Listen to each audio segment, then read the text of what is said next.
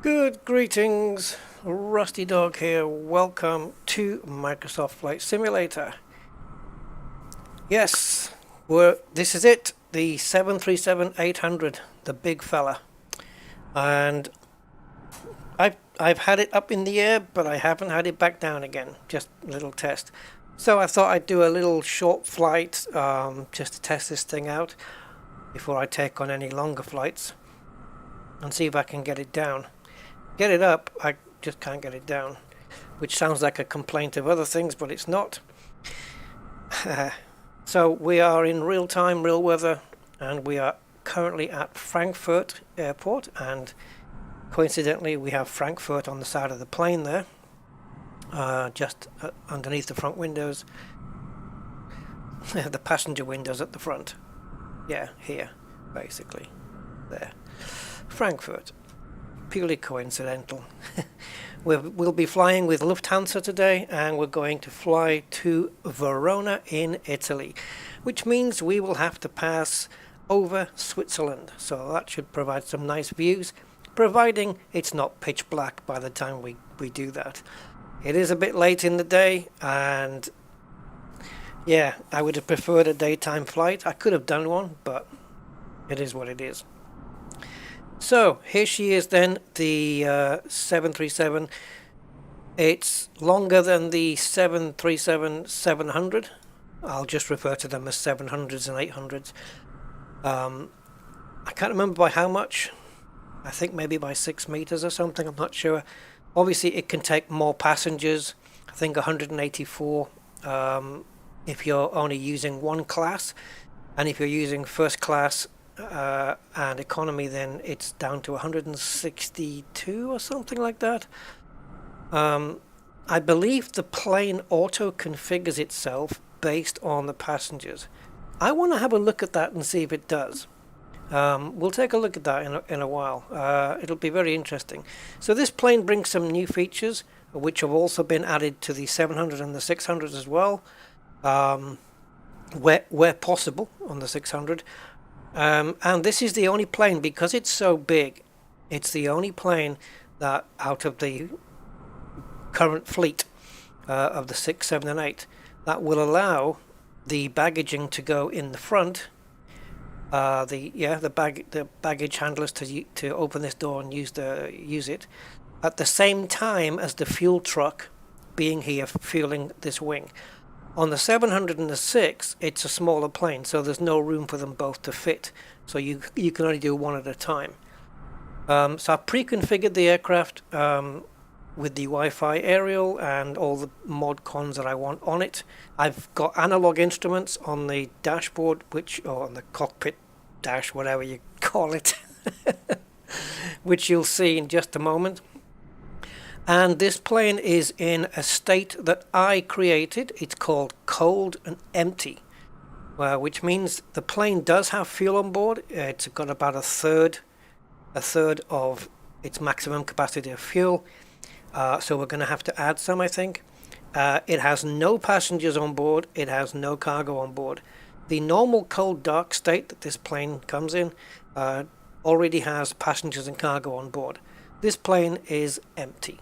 So we're going to have to put everybody in and also get the plane started from a complete cold and dark state.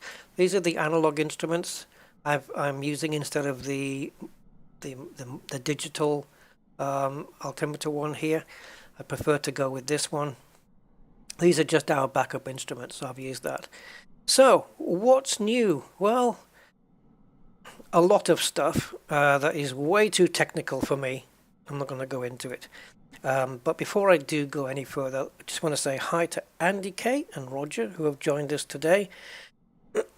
There's other people watching but have not said hi on the chat, so say hi, guys. Don't be afraid.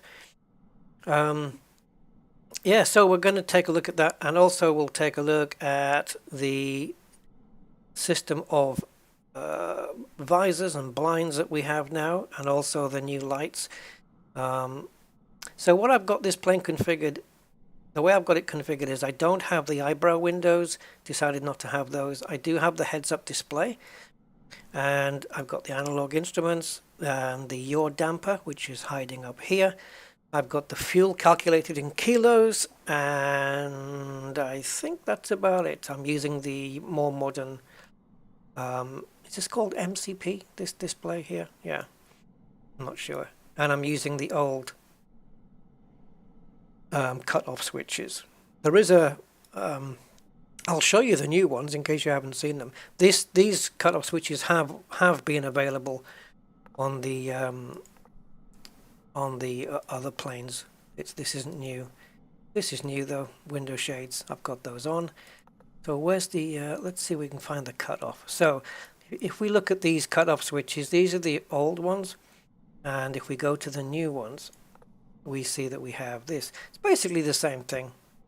You know, it does essentially the same thing, but I quite like the old look. You know, something about it I like. Is this already in the... Yeah, it was already in the down position.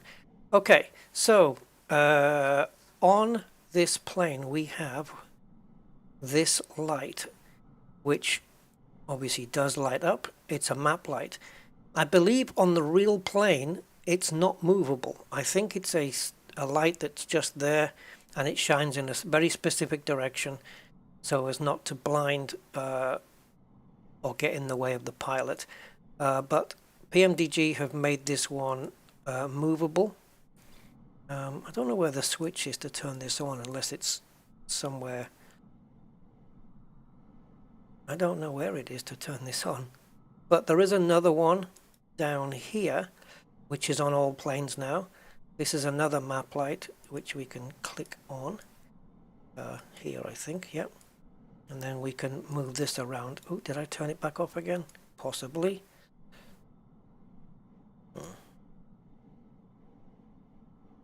Oh, okay, I think we need to have power on the plane then for this to work.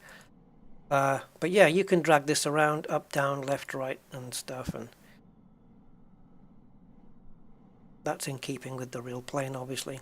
Now, in terms of blinds, there's two types, or visors. We have this one here, and we have this one here. Same on both sides. Apparently, it's used a lot, like the co-pilot would use it maybe to help the pilot, so he's not getting blinded by sun coming in on this side. Or if the co-pilot's flying the plane, the pilot may put them on his side so that the co-pilot's not getting blinded. So, and of course you would do it for yourself too. Also, there is a clippable visor, which I didn't know where the hell it was until I had to look on a video. It's down here in this pocket. We clip that in, and apparently these have been scanned from the real plane. So all these scratches and stuff, this is exactly as you would find it on the real thing. And we can rotate this, if I can do this, we can rotate this all the way around to pretty much protect anywhere. And there's one on the other side as well, which, let's see if I can get the hotspot for this one. Is it there? Boom, there it is. And we can just drag that around anywhere. So really kind of cool, very nice. And then of course you can just unclip them if you don't want them and put them back in here. So just a couple of cosmetic things really, which I think is nice. It's all adds to the realism of the plane. Also we have the voice recorder, cockpit voice recorder, which has got two positions, auto and on. It doesn't have off because it's legal requirement that the voices in the cockpit get recorded. So what you'll find is if you put it to on, when you're powering the plane up, I believe when the engines get to, I think, around 5% power, you should hear a click, and that's this switch flicking to auto. Yeah. On means I think the voice recorder is on the whole time. Obviously it's not recording anything in the sim because there's nobody in the cockpit really, but it does function like the real thing in that it switches to auto at the right time. Auto means it's just going to start at a specific time, start recording, and then when you land, it carries on recording for a certain time after. Yeah, so that's on. All right, so should we get going then? I would rather do as much of this flight in daylight as we can. So, see if I can do this blind. That should say 627. Oh, went the wrong way on the on the thing. There we go. No, 627, not 267.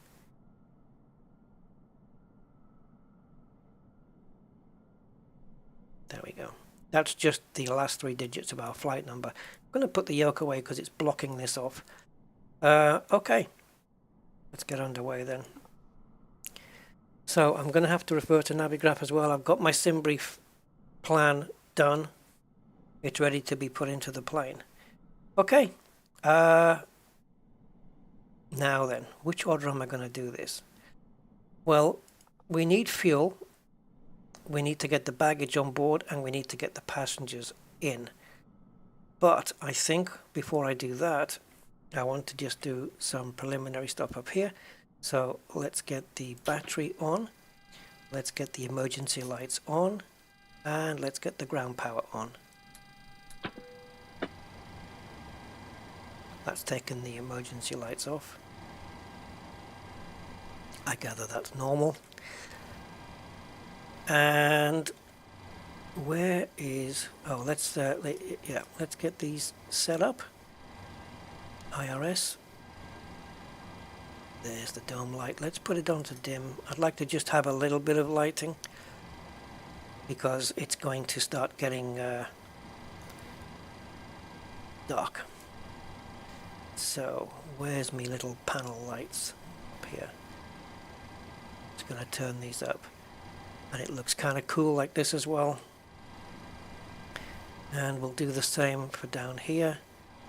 Just not too much. I don't want to do too much. And the other one is going to be back here, just to light up this panel. I don't think I'm going to need this floodlight. Oh, yeah, that is some bright. No idea what that beep was. Windows freaking out. Okay. Right, so we're more brightly lit now. Okay. Let's get some fuel in then. So I want around 7.5 tons of fuel. So we've got a little bit under that. So rather than just me type in 7500 here and magically the fuel is on board, I'm going to call the fuel truck. Oops, wrong one. Go back here.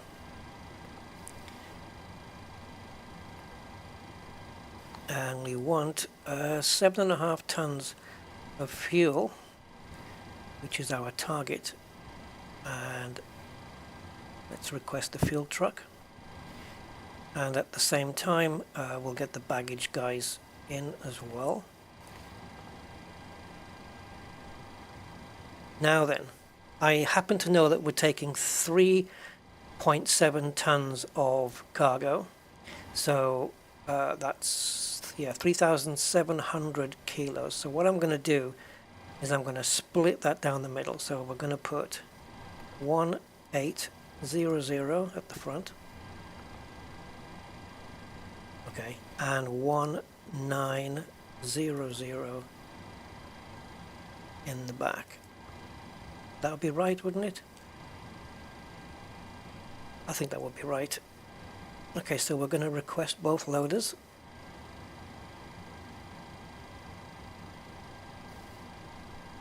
And I'm going to request both carts. So there's the fuel truck already here. So we should see the fuel here. This should be going up to 7.5. I'm hoping he's going to start on his own. He doesn't need me to hold his hand to do this, does he?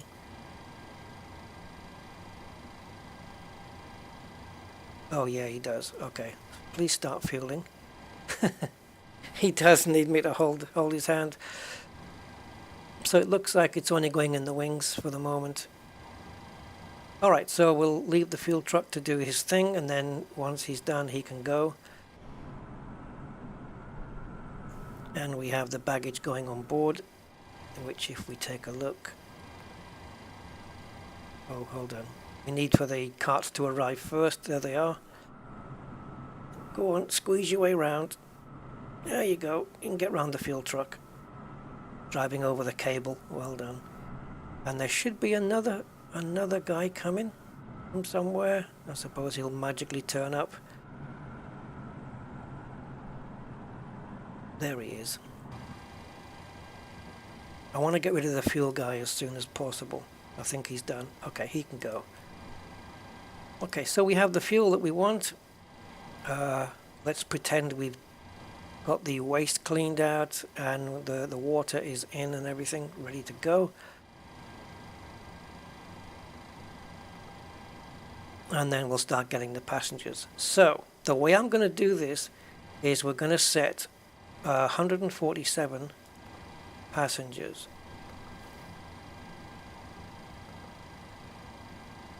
But I don't know how to split up the class. I don't want them...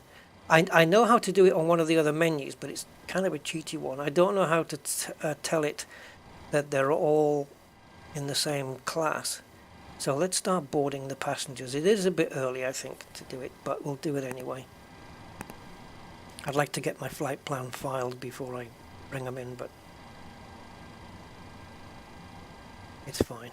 Alright, so passengers are coming in via the jetway and baggage is being installed. Alright, cool. So we better go to set our IRS position.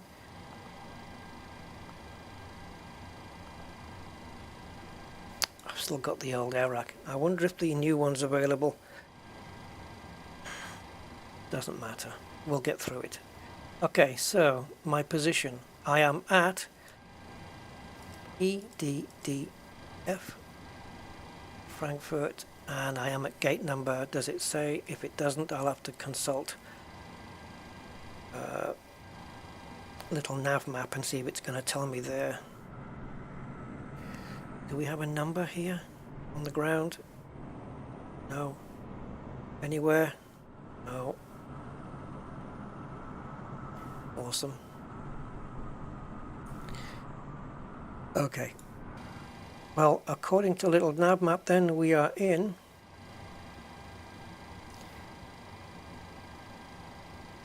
oh, it's not going to tell us. Yes, it is. Gate.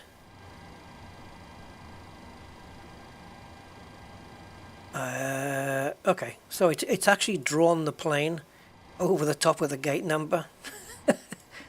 Awesome. I think it's gate A52.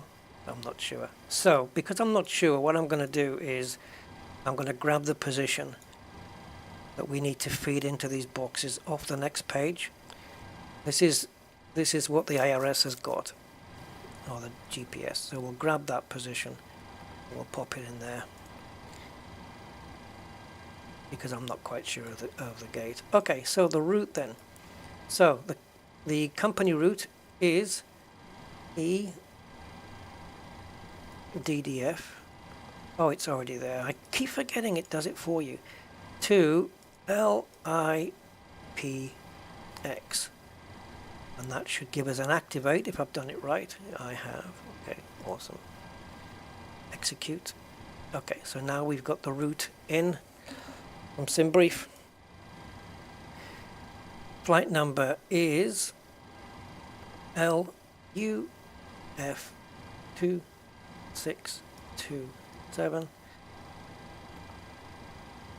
Great. Perfect.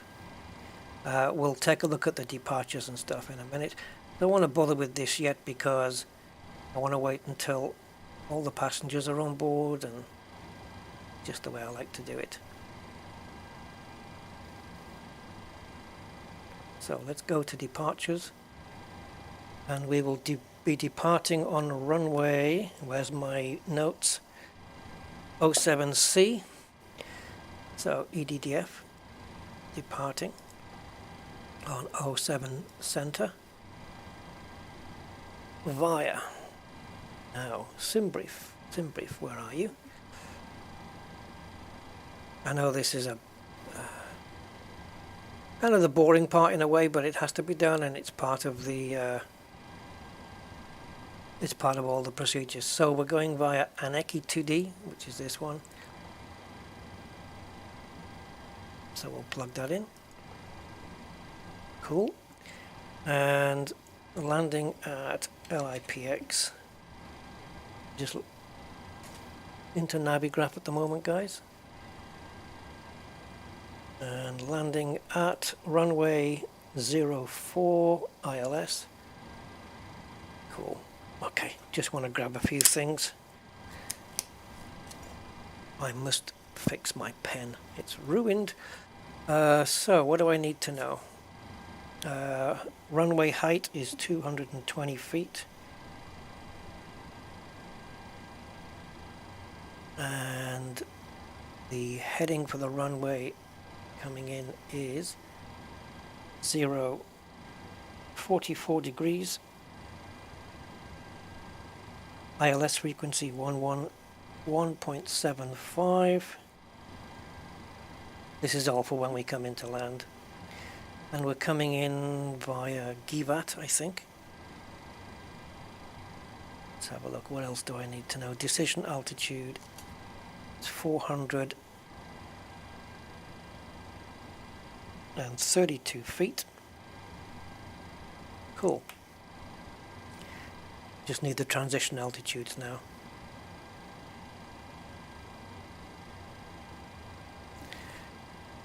It's not showing at the top of the page. Why can't I see that? Oh, there it is, 6,000. Looking in the wrong place. Okay, I think it's going to be 6,000 out as well. So let's go back to here. We want to do arrival. And we're coming in ILS 04 on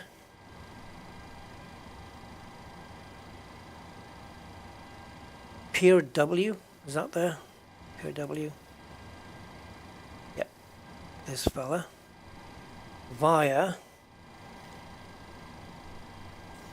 or not via, but transitioning off.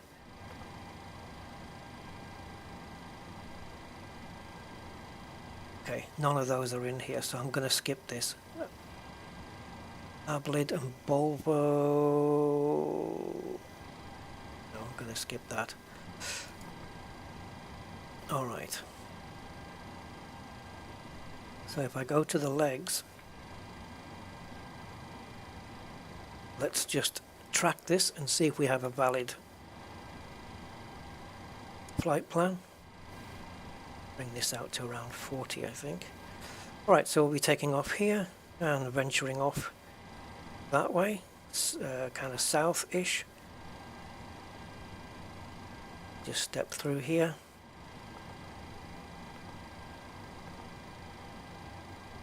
Waiting for this to fill in.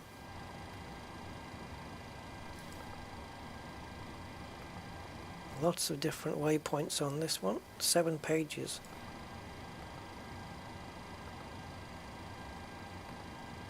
Wow, okay.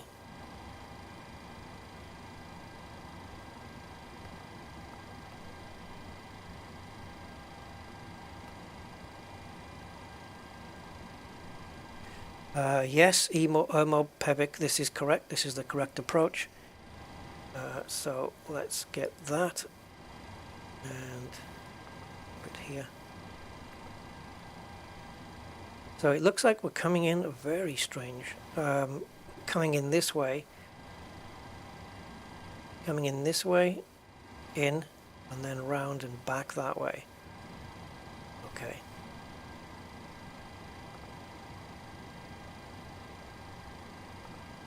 I think this is going to populate once we get the flight levels and stuff put in. and the performances.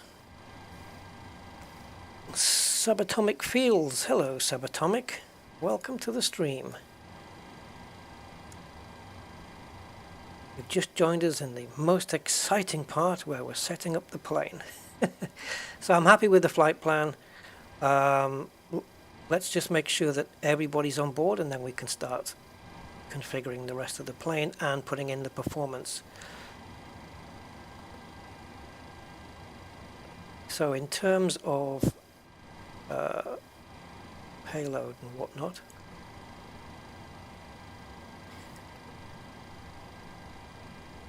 so we know the fuel guy's done. Still got 2 more passengers to get on board, and we didn't start the baggages. That's fine. Start loading.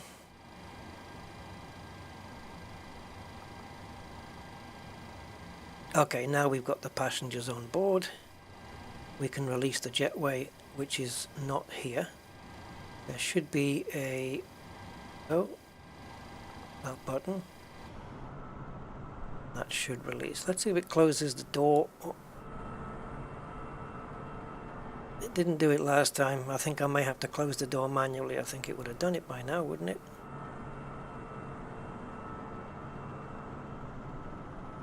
I'm gonna have to close that door. No problem. So we're gonna switch from jetway to stairs. Whoops.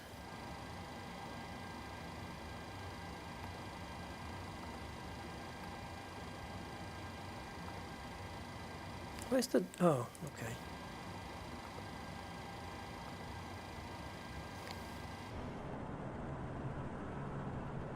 There we go. Alright, so everybody's on. Baggages are still being loaded. Right. So, flight level is going to be 27,000 feet cruising today. Lower than usual. You know what surprised me with this is that this plane has got less flying range than the 700. I figured this one would have the most range, but yeah, it kind of surprised me. I thought it was bigger fuel tanks, but then again, of course, if you think about it, more weight as well, right? So it kind of does work out. Probably cancels itself out in a way. Alright, so what are we doing? We are starting the rest of the plane up. So let's get the APU on.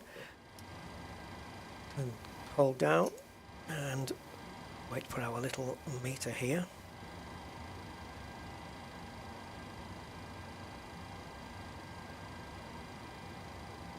Want to get rid of all of these orange lights. They've all got to go out. Okay, APU pressure building up then.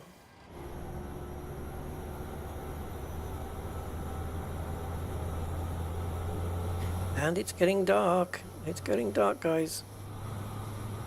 Do we have a decent sunset? Meh.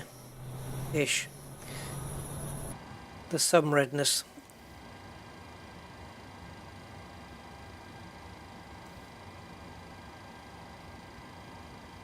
Bear with me, guys. I juggle the browser windows. Okay. APU is ready. Light is on, so let's switch power to APU, and we do not need ground power anymore, so we can send him away. Right, so now we're actually using fuel, so we better get the rest of this done pretty pronto. So window heat on, probe heat on, anti-ice, I don't know if we're going to need that, don't think so. Electric on. Engine bleed on.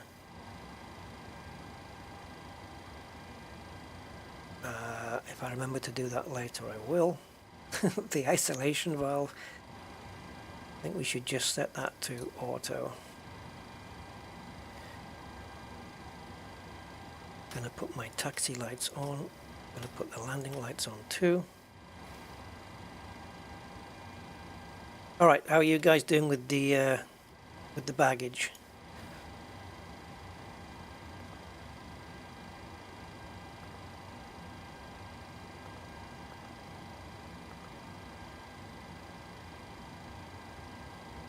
Okay, just a little ways to go. The forward guy will finish first, and then once he is done, we'll be good to go. So in the meantime, let's play with these lights. Is it going to work now?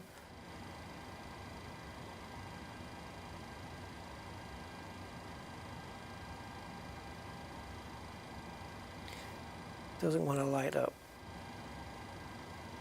Go.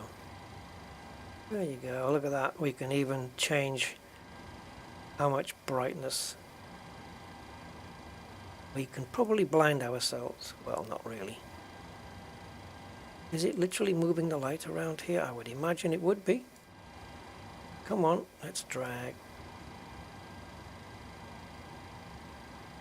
Yeah. It's difficult to maneuver that. There we go. Yeah, so you can just pretty much maneuver this wherever you like. And then just for reading your charts and all that stuff. And also, but this guy, I don't know how to turn him on. I don't know if there's a switch. Is there a switch down here? I don't know. Not sure.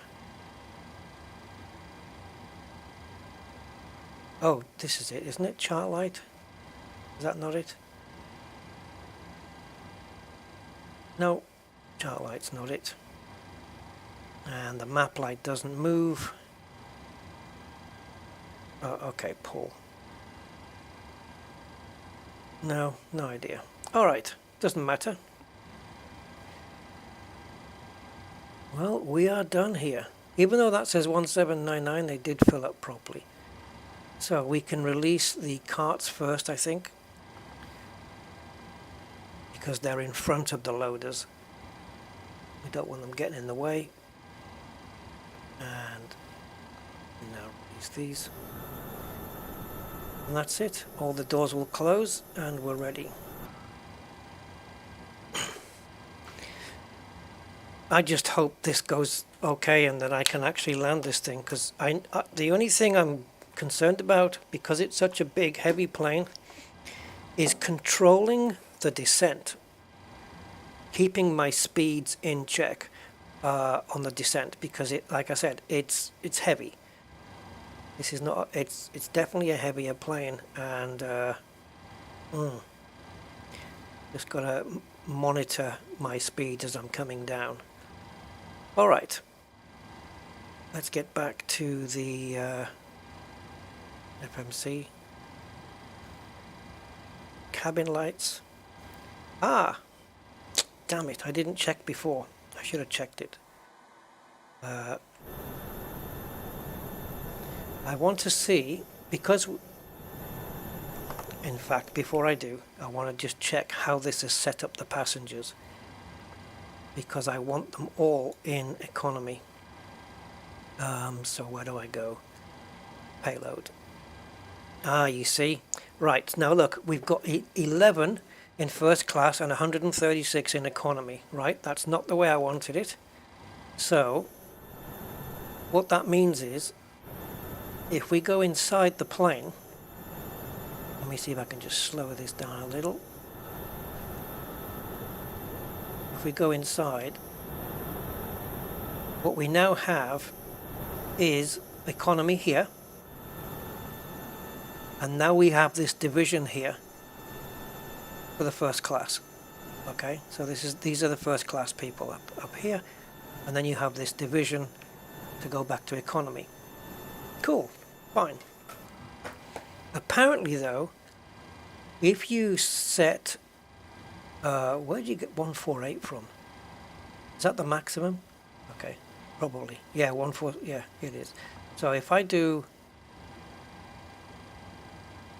actually, I think the best way to do this is to do 0 in first class, and then 147 here.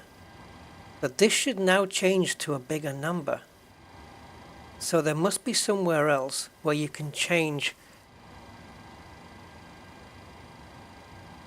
how the seating is, because the moment you remove first class, the amount in economy should go up. Now how the hell do you change that?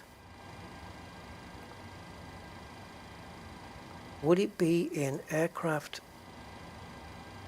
Not equipment. Well, it might be. Let's see if we can find it in here.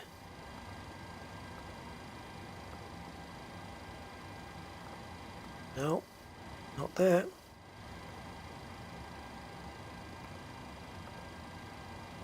I wonder where this option is.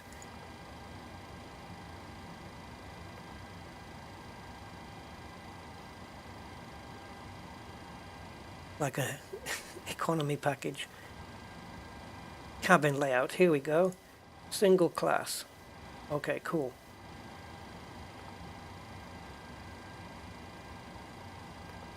So now if we go into, get back here. If we go into here and go to payload, there you go, 184. That's how many you can fit in. So now there shouldn't be a first class, and there it is. It's all economy now. It's adjusted itself. Perfect.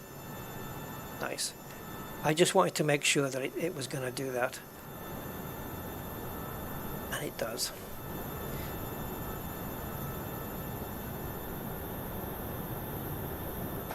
Alright, let's progress. Yuthura, hey Yuthura, long time. Do you need to get a commercial pilot license to play this game? No, you don't. Does it have a tutorial? There are many guides on the internet, on YouTube, especially, with real pilots of these planes that will guide you through. Yes, definitely. So let's put the anti-collision lights on as we're about to start the engines, and just checking low pressure there and there. That's good. That's okay. Alright, so we're going to engage the rest of the fuel pumps. There's no fuel in the center, so we don't need to put those on. And we're going to start up the engines once we get pushback. So, we're ready to start really. And I'm going to put the seatbelts on auto. And I know that my plane's nose has to go to the left. Okay, so back to the menu, back to Flight Sim Actions, and we want pushback, and we do not want to go straight out. I'd like you to turn the nose to the left. 90 degrees is fine. It's probably going to be 90, a little bit more, 95. Actually, it is going to be a little bit more, actually. Let's try and do a 95. Although, probably not going to make much of a difference, that is it? But you can do it. Or you can't. Okay. In that case, Cockpit to ground. Let's just go. Go ahead. We've been cleared for push and start. Tail to the right. Yes, I say nose to the left and you say tail to the right. Push, tail to the right. As long as he does it right, that's fine. Cool. 295 feet to go back. Let's get the correct position here. Yeah, so we want to be facing, so we're pointing to go this way. Okay? Let's go. So, go. Now we just wait for N2. Fire up here to 25%, and then we shall inject the fuel. To fire up those fans at the front. Go. Now that's engine 1. Oh, nice.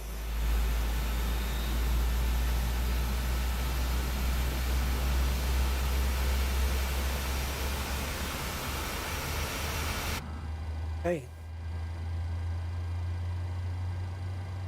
This is our N1 building up. Looks good. Let's go for a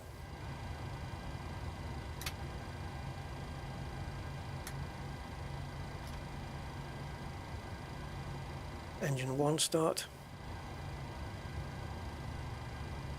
Once they're both started, I'll switch the generator off the APU and onto the main engines. I like to wait for both. No pressure in engine 1 because it's just building up, of course.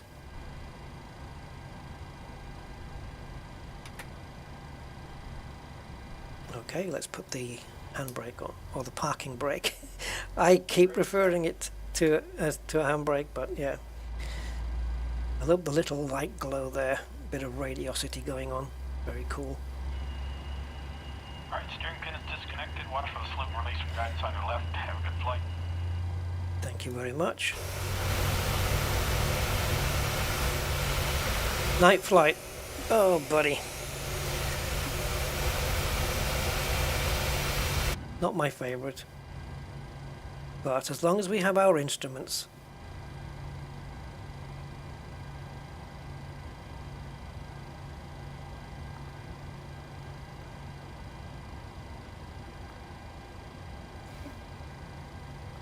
Okay, I better start putting this in. I should have done this before.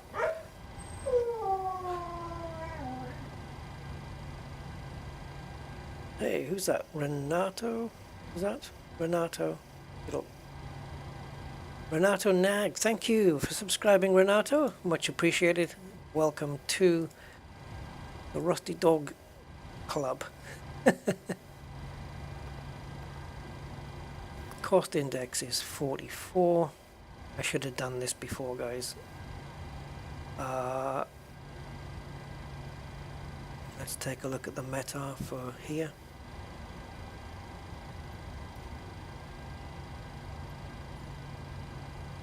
Forgot to do the performance. So 330 at 4 knots and pressure is 1015. So 330 degrees at 4 knots.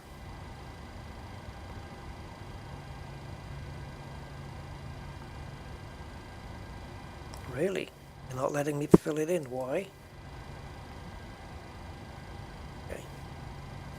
270, let's, sorry, I'm trying to overload this one. 270.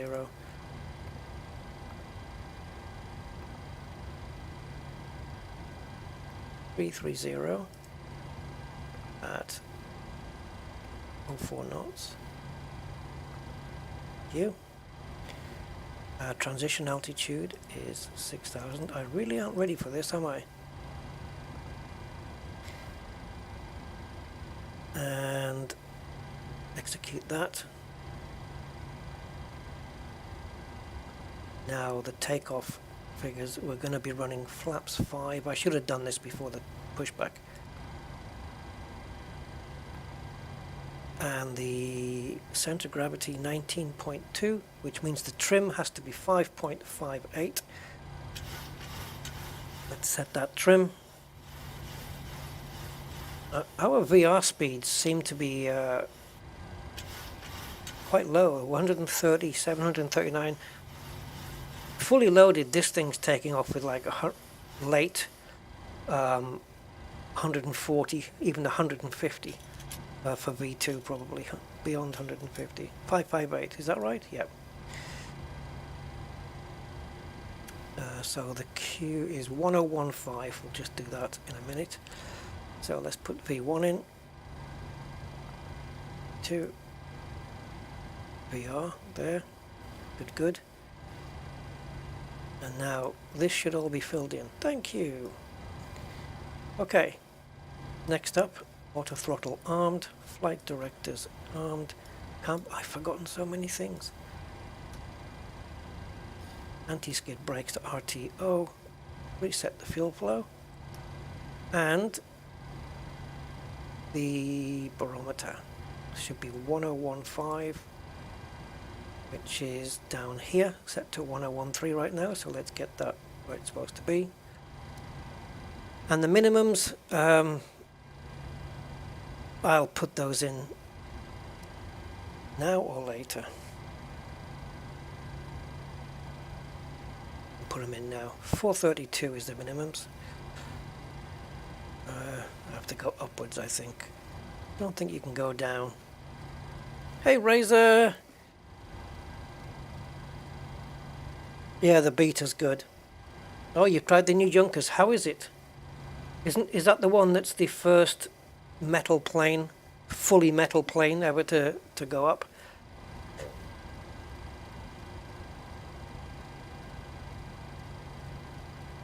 Do you put the minimums in before takeoff? I don't know. It's got a number in there anyway, so you might as well. There we go. There we'll go radio. Okay, cool. And I'm going to leave this on hectopascals because it's what SimBrief is in. Okay, we're ready.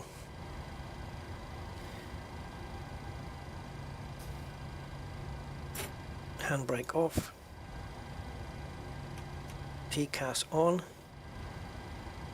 Master caution light is still on for some reason, but don't know why.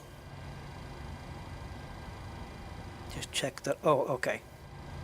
Engine generator on. It's not engine generator, but the generators for the engines is what I mean. Right, we'll make sure to put the air conditioning on when we take off. And I want to switch this over to Gen 1. Just for informational purposes.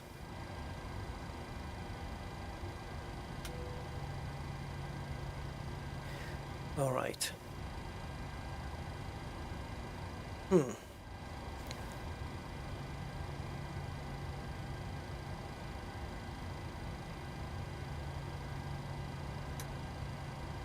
Are these landing, runway, taxi, are these the only lights we have? Yeah, it's lit up here. Looks nice here. I don't even see it from in here. Okay. Somehow I don't think we're going to get to use the visors. Right, let me see if we can taxi over to runway 7C. And in the meantime, I'm going to engage flaps 5.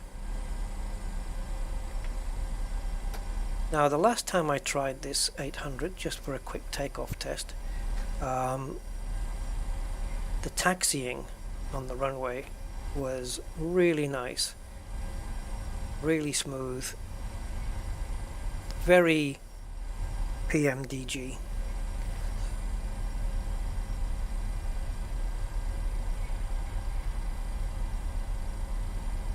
Now I know I'm drifting off a bit, but that's because I'm looking over at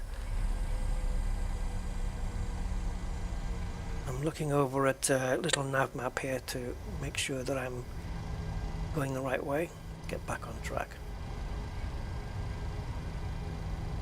So obviously we need to turn left here, otherwise we're going to hit the building, and that wouldn't be very good. It's going to be a night flight, guys. The beauty of Switzerland that we'll be flying over, we'll miss it.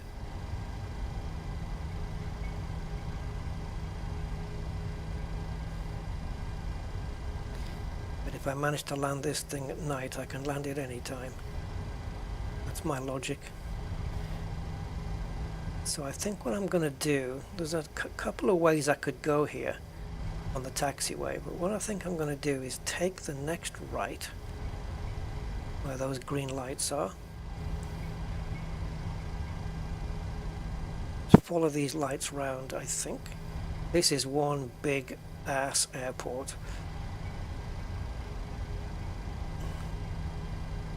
It's a very busy one. The float version. Yeah. There's some free scenery came today. Cities. Which was free from Asobo. And it covered some German cities. That's probably what inspired me subconsciously to do Germany today.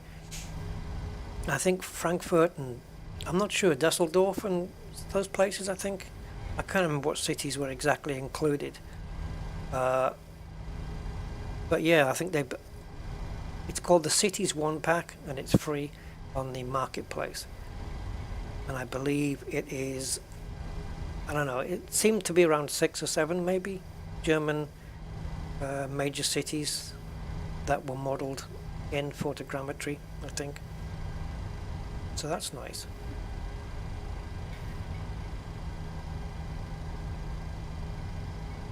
Okay, I think here.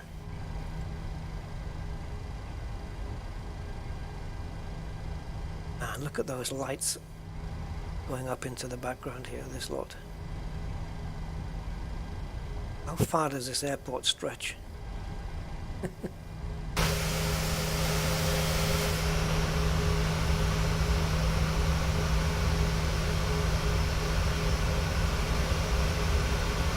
This is a big bird. This is the biggest airliner I think I'm gonna fly.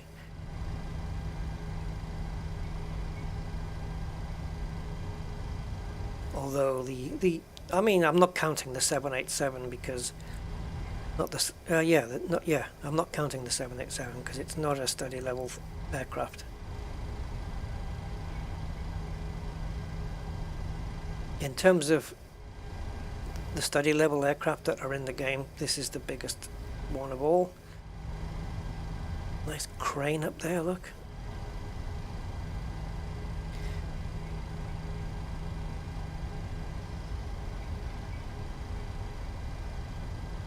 I have a feeling if this is going to go wrong anywhere, guys, it's going to be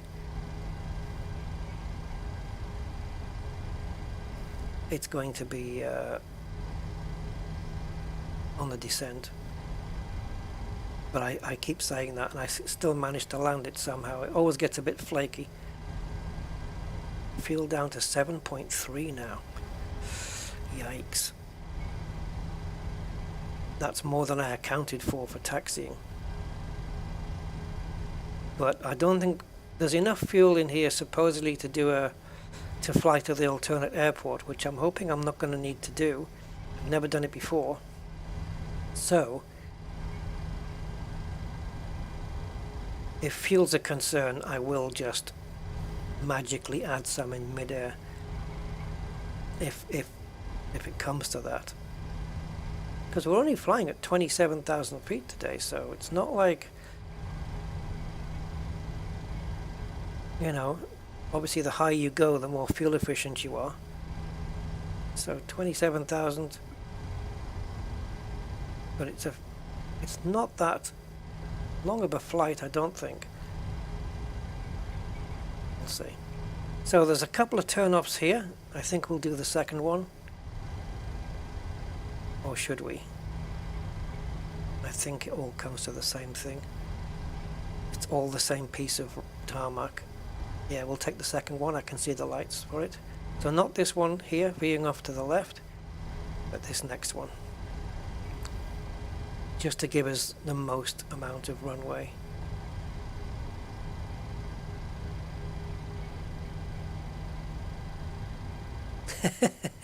No, they can't. The door is definitely sealed. Okay, so this is where I would just normally park it,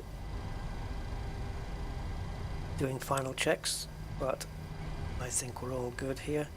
Welcome to runway 7C.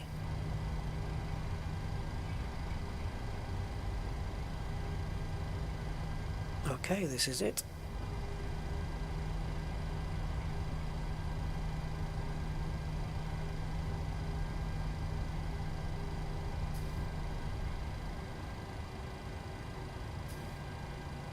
Is that a plane coming in? What the hell is it? What the hell's happening up front here? We've got two. Is he coming in? Well, what's this one? And who's this dude? Oh, I hope he's not coming in. Is he landing? Because with me on the runway, he'll have to go around. The ATC will tell him to go around. I hope.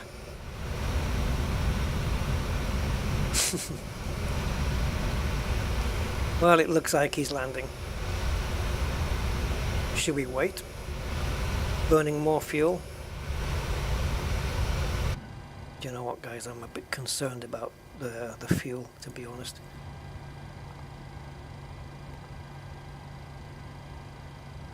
You don't mind if I just add a bit, do you?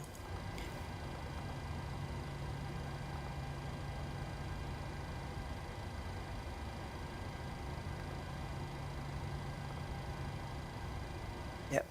Takeoff speed's verified, all good.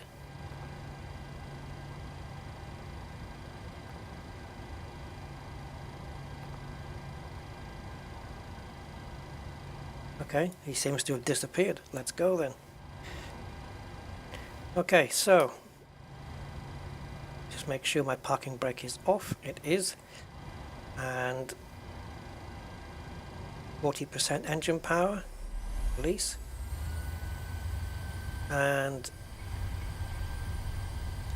Toga.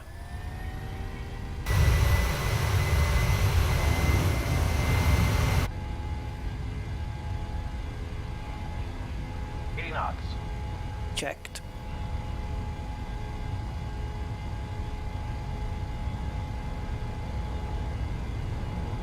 V1 rotate. Come on, big bird. Up you go. Oh, come on, darling. She's a heavy one. Ready to climb. Positive right, gear up.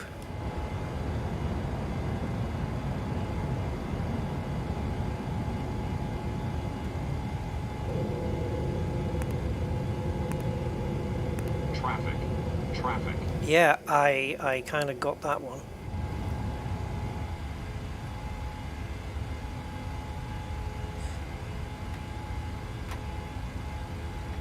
Reducing the flaps now.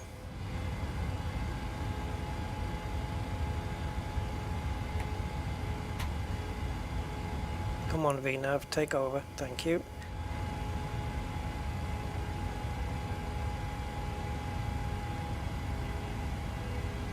All right. Up you go. There's Frankfurt. And look at, oh yeah, look, there's the stadium. So they must have, this must be one of the cities that they photogrammetried, if that's even a word. Are they playing? Anybody playing? No? Not at this time of night.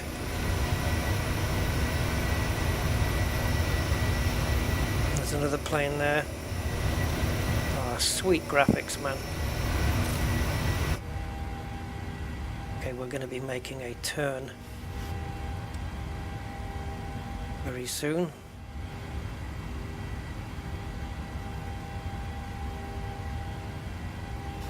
That should have been set to 6,000, but hey, once we get over 6,000, which is the transition altitude, we're going to switch the pressure to standard. Let's do that now. And it looks like we can just make our way straight up. It's recalculating, it looks like. There you go. Yep. I'll just make this turn and then we'll start increasing our altitude to get to cruise.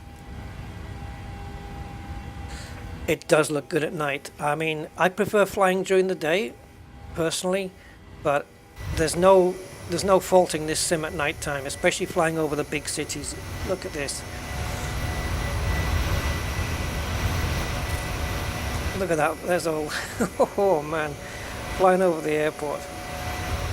But once you're like super high up, you really do miss a lot of the scenery, you know. But I don't suppose it's any different to having, say, daytime with clouds, you know, and you can't see the ground because of the clouds. It's not really any difference, is it? Traffic. Well, there's no collision. We haven't set collision on in the game, so it'll go right through us. Okay, up you go to 27,000 feet then. Climb. I'm climbing, baby. I'm a climbing. Yeah. You get this. Where's this traffic anyway? What, these guys? Now we're fine. We got yeah, it's a busy airport, eh? I'll tell you what though, I was flying, I can't remember, I don't think it was this plane, I think it was probably the Airbus last week, and it was a daytime flight, and I wasn't recording it, but I wish I had got it on record. And I just stepped out the plane in the external view, you know, here, and there was another jet going past us. In the distance, you can only see it as a little dot, you know, but holy smoke, the speed it was doing, the contrails coming off it, right? And it just went, it just shot across the skies, and I'm guessing it was a commercial jetliner, I would say.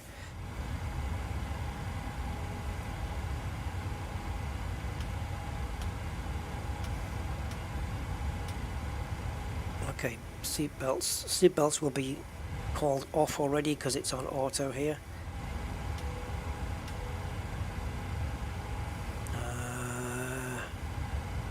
Okay, let's put the air conditioning on.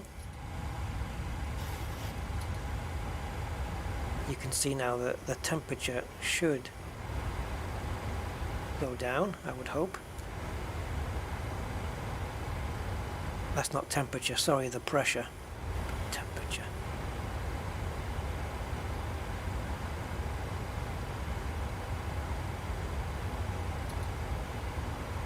Oh, there we go. But I'm going to leave this in the auto position anyway. Okay. I think I'm happy with everything. Up here.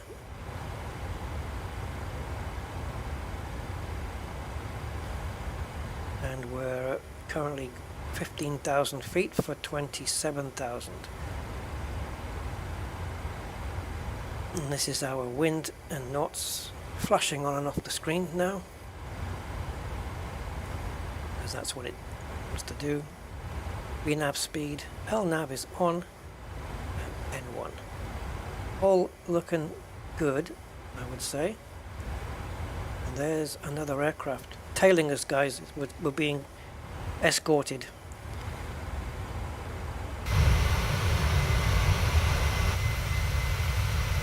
How did I get up here? Sometimes the camera just pauses and then it catches up.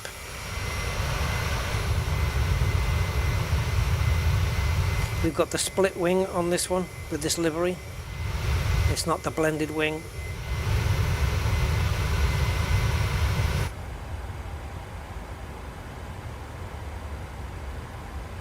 And this is our angle of attack meter, which you can have on or off. It's up to you. Let me test these lights. See, that just tests all the lights. Make sure they're all working, all functioning.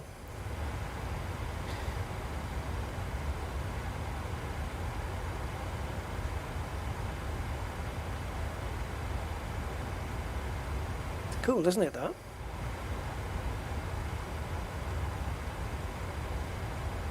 Be able to finish your crosswords now without having to use a torch.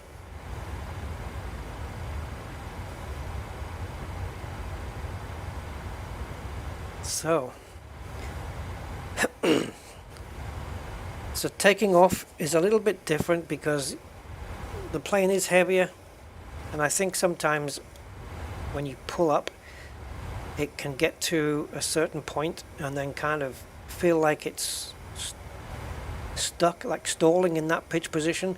And then you just have to pull further back on the joystick a little bit more than you would perhaps in the 7 or the 600.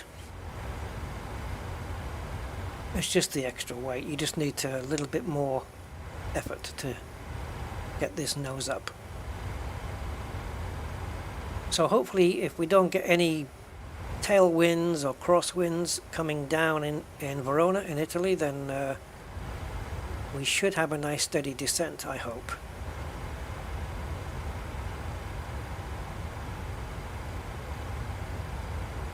Let's take a look at this Huge cockpit, look at this thing. It's a lot to be getting on with. I love it though. You got your rudder trim, you got your stabilizer trim here, your flight door, which doesn't work obviously right now.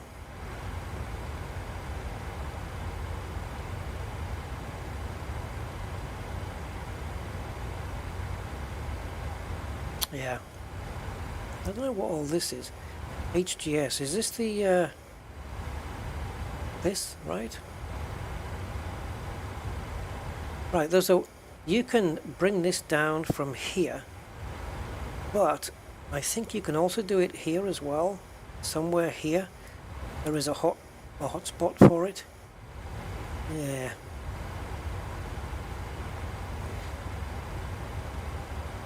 I'm sure there's a hot spot for it on this side because I found it before. Where are you? If I bring this down,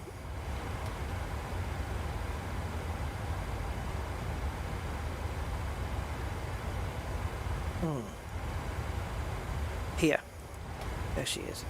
So you can just be in the cockpit view here, and you can just bring it down from there.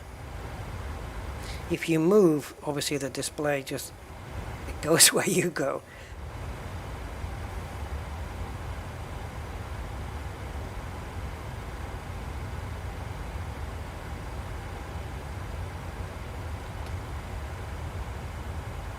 Look at this, look at the sky here.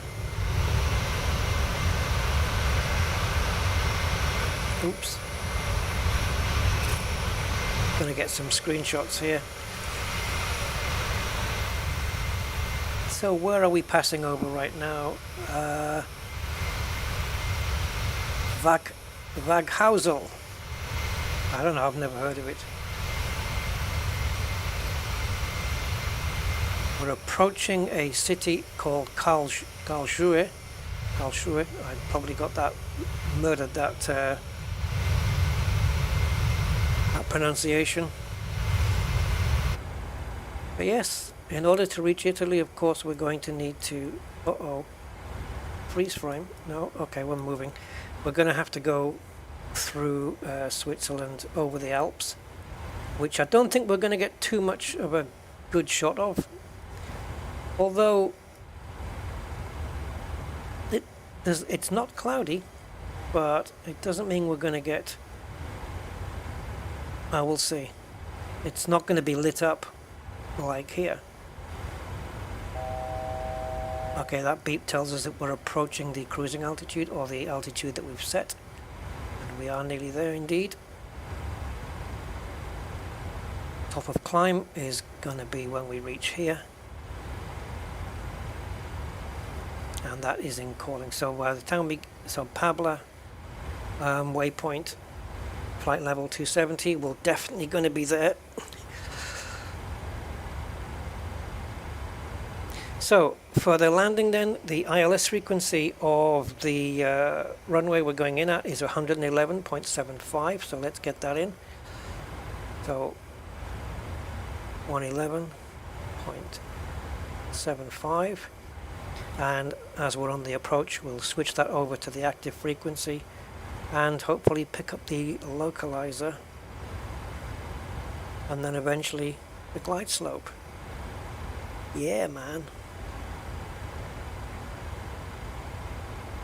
Another thing I picked up, which probably won't affect people's flights unless they've got failures on, if your clock ever goes to dashes, so you just got like 4 dashes there, that's the first sign that your GPS has failed, which I think is probably not a good thing, having a GPS failure, because then I guess the plane doesn't know where it is, and that's not good, because then the, I suppose if that's the case, the autopilot's not going to know what to do.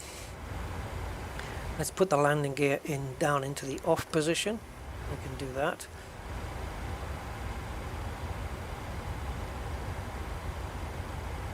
Man, flying a 737-800 at night, first flight in this thing. It is There are similarities obviously with the 700 and the 6. Differences obviously, as I said before, is weight. It's a longer plane than the 700, and the 700 is longer than the 6. 700 is 2.5 meters longer than the 600, and the 800, oh, I can't remember if it's 6 meters longer. I don't think it's that much. I can't remember how much longer the 800 is over the 7. But therefore it fits more passengers, more cargo, more weight, more fuel, all that stuff.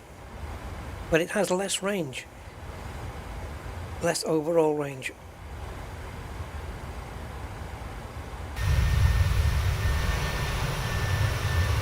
Yeah, not a lot to see here in the dark.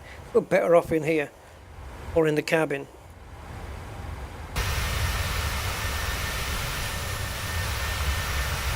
We can actually go to one of the wings here. I have downloaded some camera sets for this, so we can actually have some internal cameras, but I haven't installed them yet. Is there a way to lock this? Let me just see if I can lock this. Come on.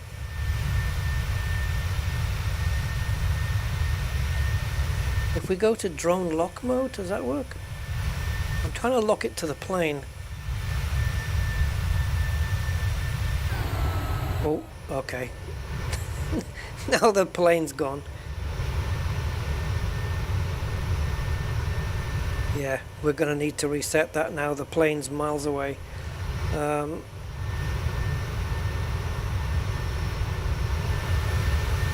it is. Maybe not miles, but...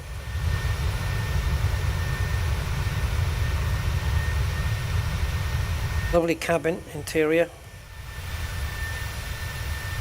This camera's moving so fast.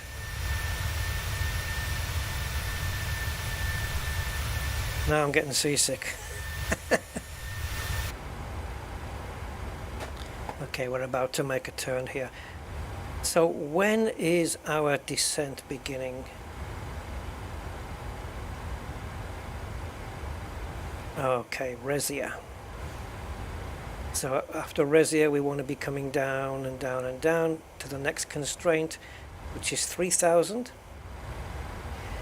By the time we get to PX404 we need to be at 210. We need to be at 210 speed. I'm hoping the plane's going to take care of that for me.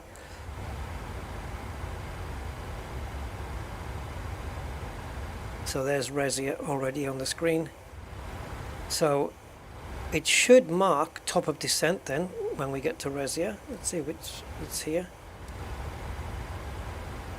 There you go, TD, top of descent, which is just slightly after Resia. So that's when we're going to start descending.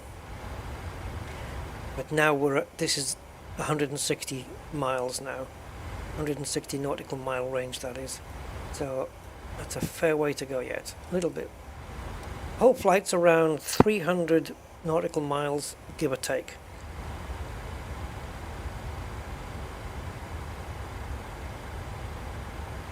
Yeah.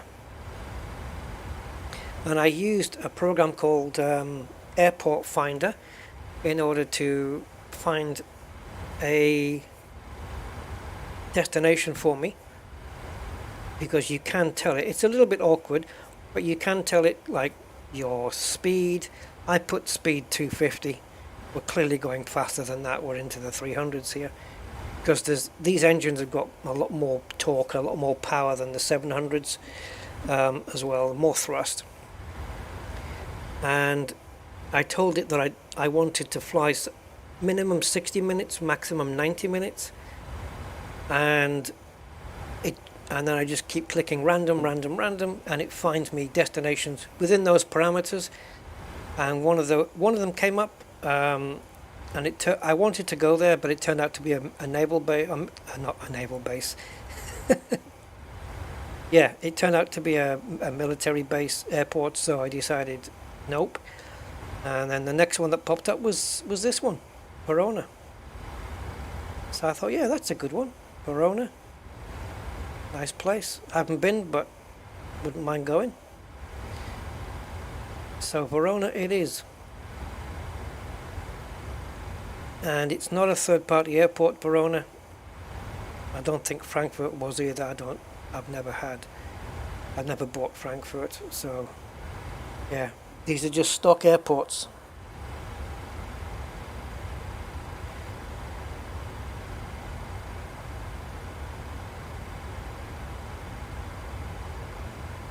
Anybody actually in the chat?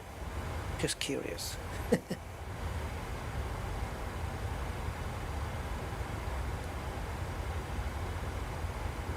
Turn the compass on. Which way are we heading anyway? South. Southish, yeah.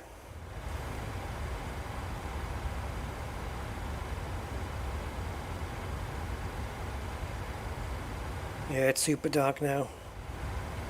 Hey, Chad. And Razor. I know I talk to myself a lot, but I don't want to think I'm doing it here. You're just being quiet passengers, aren't you guys?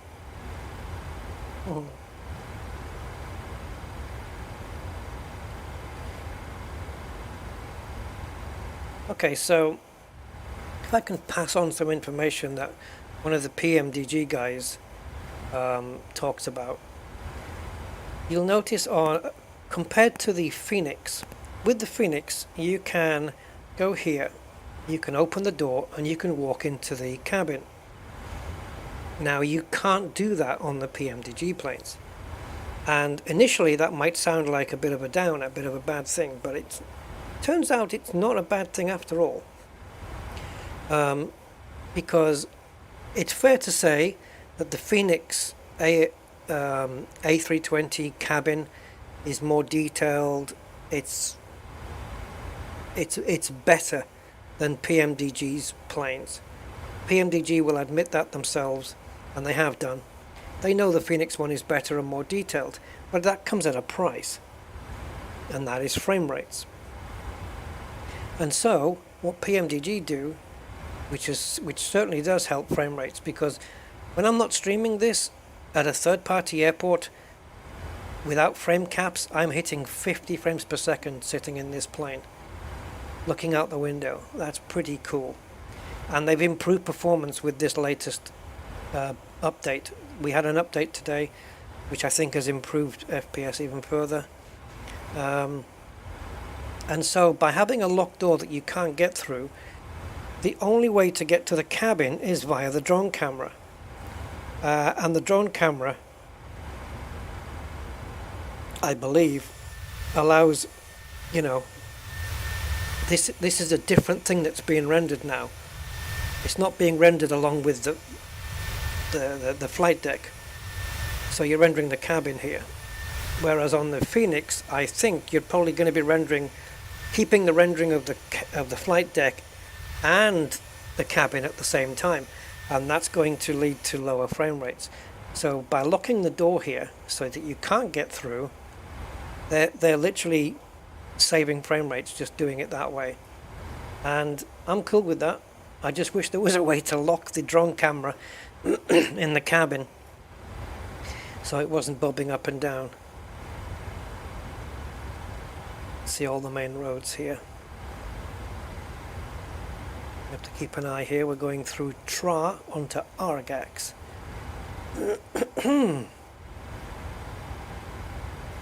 So we'll soon be beginning our descent. Another 52 plus 46 miles, and then we'll be on our descent. Yeah. Loving the AOPA magazines. Yes. Yeah, in the cabin, right? It looks like we've ventured outside here and we're talking to a jet engine. Don't think I want to do that, but yeah, every passenger gets one.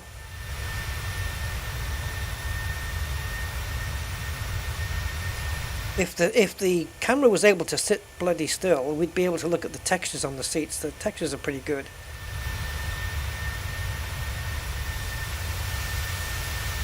But there's no way of locking this to the plane, it seems. So you can go into here, but Oh, it's not the low-res version here. Yeah, there it is. You see? So this is all the... Because they're showing the cabin, like, from the drone view, they only have to render this low-res cabin.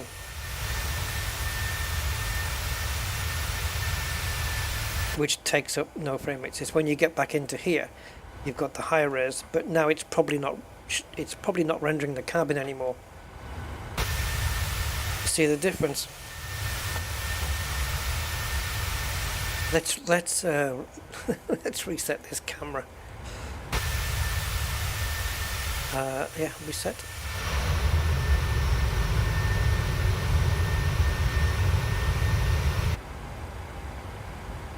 So, you know, it swings and roundabouts. If you've got the hardware to run the Phoenix well, because even on the Phoenix you can disable the cabin. It doesn't really help with the frame rates, to be honest, whether the cabin's on or off. I haven't really noticed. But I haven't tried it on this new PC yet. The disabling and enabling of the cabin, I haven't tried that.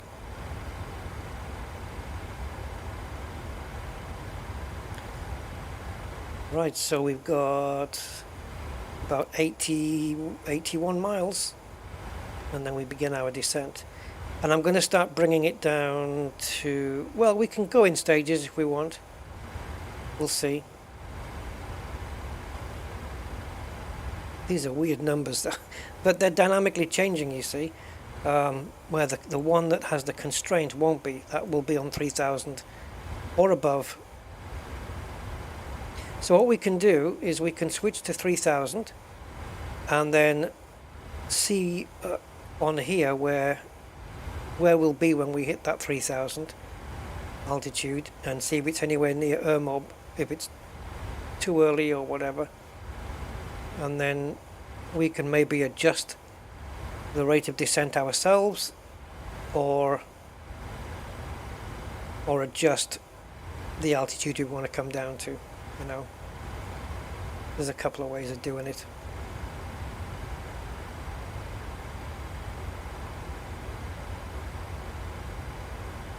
Yeah, we'll see. We'll see how it goes.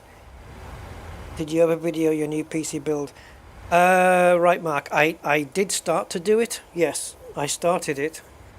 But then I got into some tricky areas on the PC in terms of the water cooling or liquid cooling, and it was getting to a point of frustration, and I needed to fully concentrate on that and work out, you know, solutions to some of the problems I was getting, and I couldn't do that while I had to keep talking and moving the camera around and stuff like that.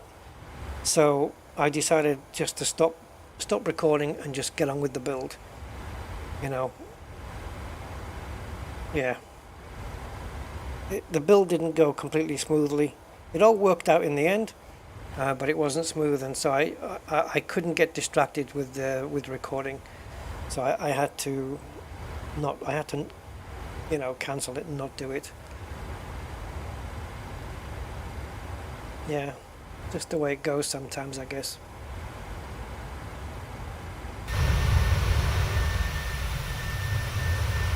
Let's see where we are now.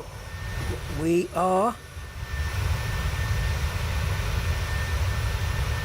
I don't recognize any of these places. I'll tell you what though, we're not in Germany anymore.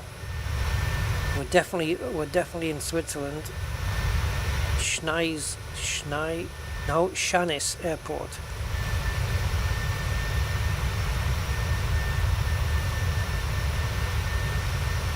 I'm just trying to work out whether we're where we are. Okay, so there's a big... Oh, maybe we are in Germany. Oh, yes we are. Yes we are, because off to our front left side, which is going to be this city here. That is Liechtenstein, right there.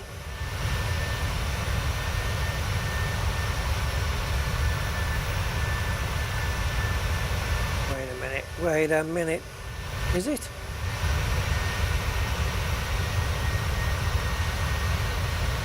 No, now my... Hold on. Yes. Yes, Liechtenstein.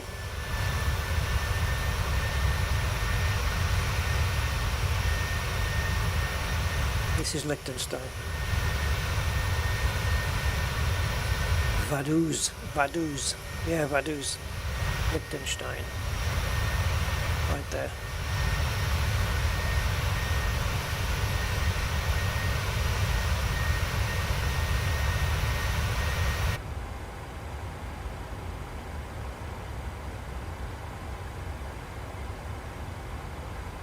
This is not... Liechtenstein isn't Germany though, that's Switzerland. Because all the airports around me are LS, not LD. LD is Germany, LS would be Switzerland, so yeah, Liechtenstein.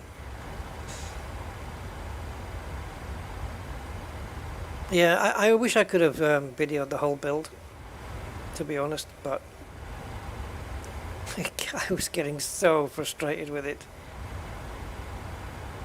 And then I was at a point where I thought I'd have to stop the build and order some parts in. Oh man, I tell you what, nightmare.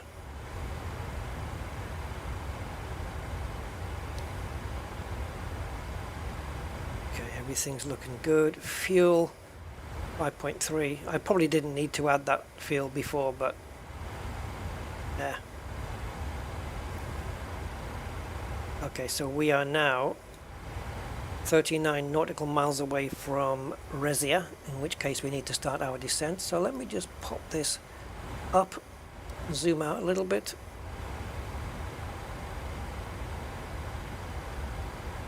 As I think, I mean, I could just start descending to these altitudes step by step, but because there's 60 miles here to get down. I think what it's doing, if I had to guess, is it's looking at this constraint here, which we have to be at 3,000 or above. And then if we descended to 3,000 from here, then these are the altitudes we would be at by the time we reach these waypoints. I think that's what that is. So, that being the case, our next descent is going to be 3,000. It's not going to start descending now though, is it? No.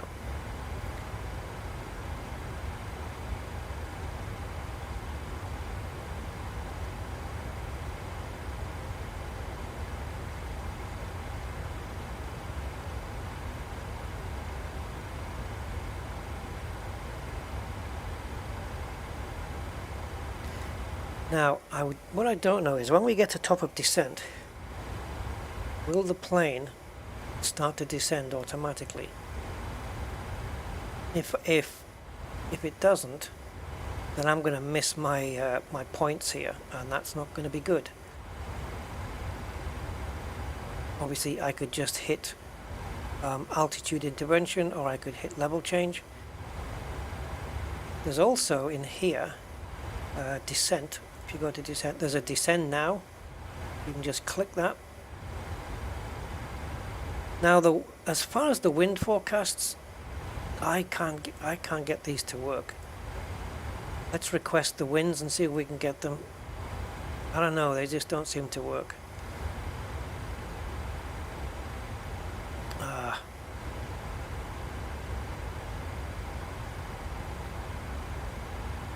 Maybe should put that in.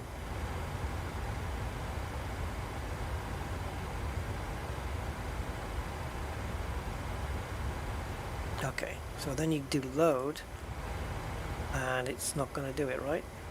No, data link config invalid.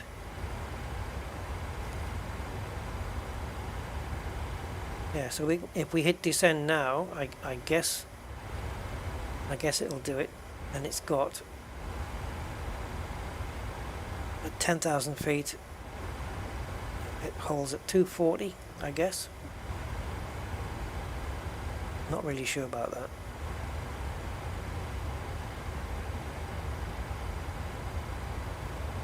So let's see. Let's see if it starts descending on its own.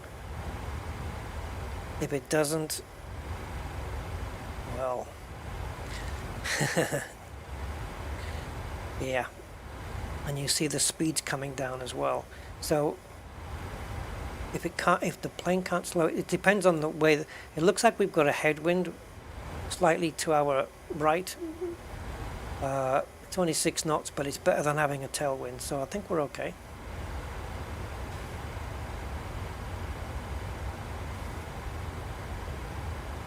It'll be kind of interesting because we have VNAV path here, which means it should be following these, but these aren't constraints. These are just altitudes that I think we'll be at by the time we get to the next constraint. I think that's how it's working.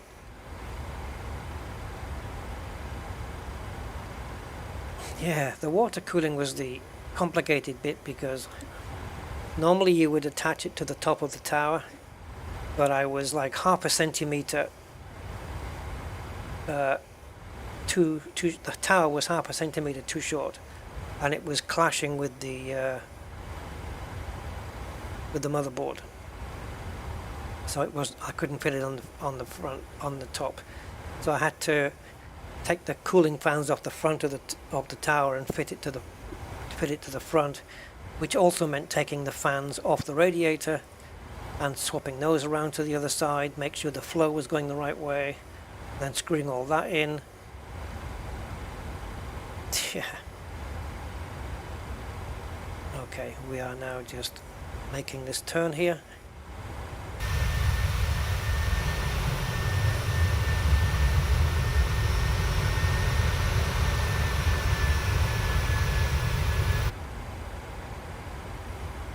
Right, now let's see when the descent starts. Will it do it after Resia, or will it wait till top of descent? Or will it not do it at all? It's armed and ready, or at least it's programmed in. I think armed, on the Airbus, armed is in blue and active is purple, I think. Is it active, they call it, or engaged? Let's see what happens here, top of descent. I'm not going to tell the plane to do anything. Just program the altitude. Level change will force the plane to do it, but I'd rather not. Now the airport that we're landing at, we're landing on runway 4, and the actual degrees that it's on is not 040, it's 044, so that's our course. Oh, are we going? Yes, baby, down she goes. Now, are we on the correct flight path? Well, this is our telltale sign. The more closer this is to the middle here, the more accurately we're on our flight path, our descent flight path. Oh, I love the old needles. I like them. So if it's above, I think we need to come down faster, right? And if it's below, we need to come down slower. But the plane has a way of balancing itself out. So by Pirwo, the speed should be down to 283. Yeah, we're coming in. We're coming home, we're coming home. Already on the descent. So it wasn't that long a flight.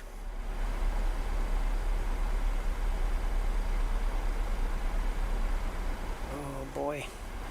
It's instruments really now, isn't it? No visuals really on these things. Like, you don't land by looking out the window and going, oh look, there's such and such. Let's just turn left here. You know, that doesn't work.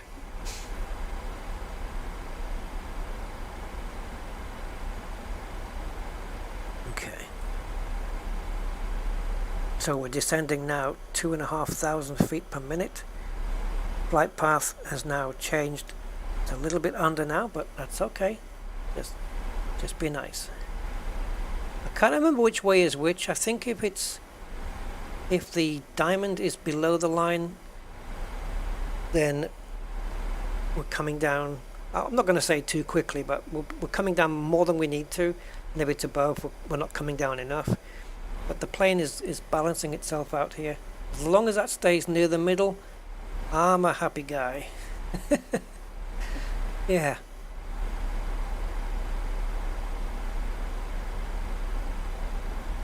And I think once we get to around 10,000 or 8,000, 10,000 feet, I'll switch over the frequency for the localizer and see if we can capture that.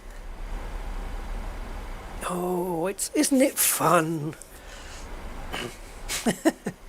Flying the big bird. I should switch the brakes over to steel and not carbon. See how long she takes to stop. I don't know how long this runway is that we're coming in on. Let's have a look. Does it tell us here?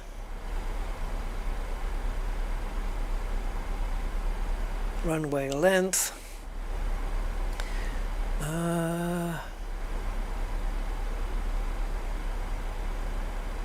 Runway elevation 240. Sorry, runway elevation is 220. Yes. Where do I look for length of runway? Huh. I'm looking at Navigraph here and I'm trying to find the actual figure.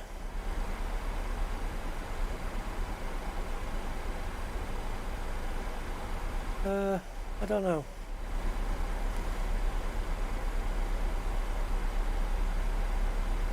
Maybe I'll have to have a look on the references here. No, doesn't tell me there.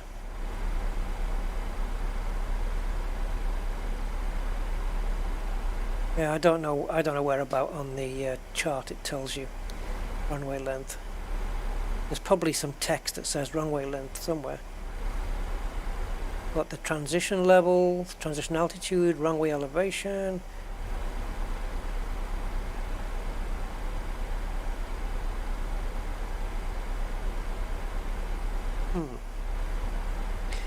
Anyway, so let us go here. I need to put in the METAR for the airport. So LIPX we're looking for, if it's here. Villafranca. And it is 1011. And the wind's 70 degrees at 2 knots. I don't know where to put that in, but yeah, 1011 is the air pressure. So we'll switch that over when the time comes.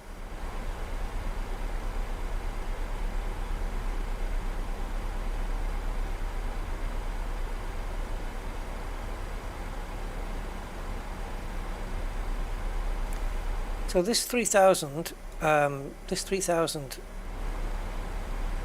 constraint is at Ermob. So if we keep descending the way we're descending, where's Ermob? There.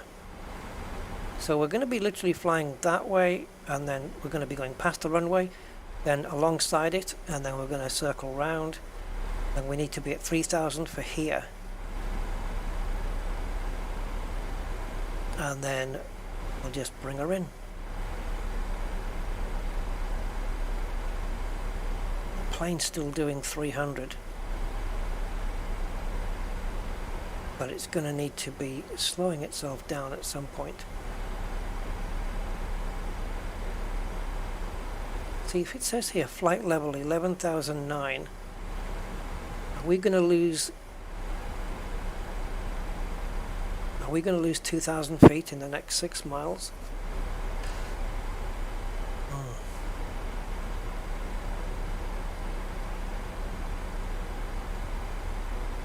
Yes, I think we are.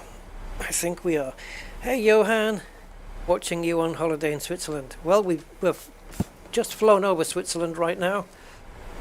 Or we could still be in Switzerland. Let me have a look. Little nav map here. No, we're just into Italy now. When you see places like Giovanni Lupotato and San Bonifacio, you know you're in Italy. Yeah, we've just passed Switzerland. Or shall we say that we just flew over it.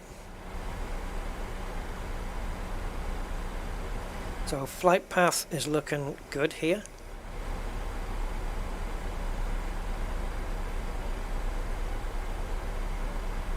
Okay. So this is changing all the time now, you see.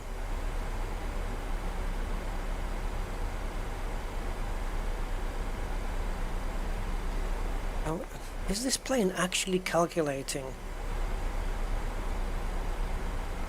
the rate of descent that it needs so that it can meet 3000 here? Is that what it's doing? Because this is where it's going to do it, but obviously that's in a straight line. We're going around the corners.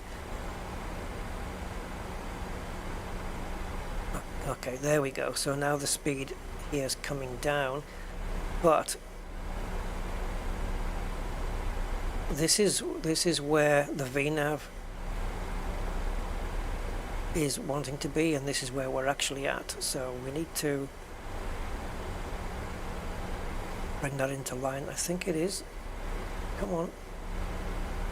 If it needs more drag, it'll tell me, and then we'll just have to deploy the speed brakes and see if that's enough. But we're not far off. Hey, not that I'm worried or anything. I never panic on the descent or the final approach. No, no. Right, so you might be wondering, what is this place? Well, that's Verona.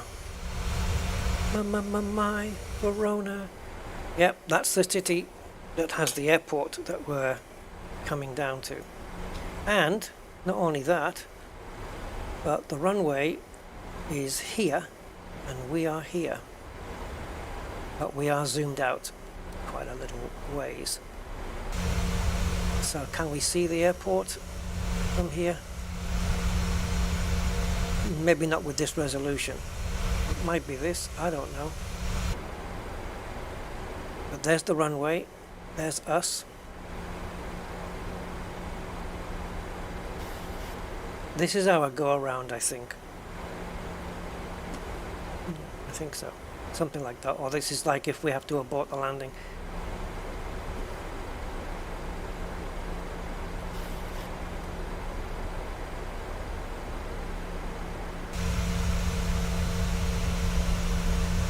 So I'm not sure if the airport will show up in any decent resolution. It might be this thing. Oh God. No! Thank you. Don't do that to me. We'll still land, but hey. Yes, yes. Okay, go away. It might be this thing. This could be our airport. We're going to have to circle all the way around and come down.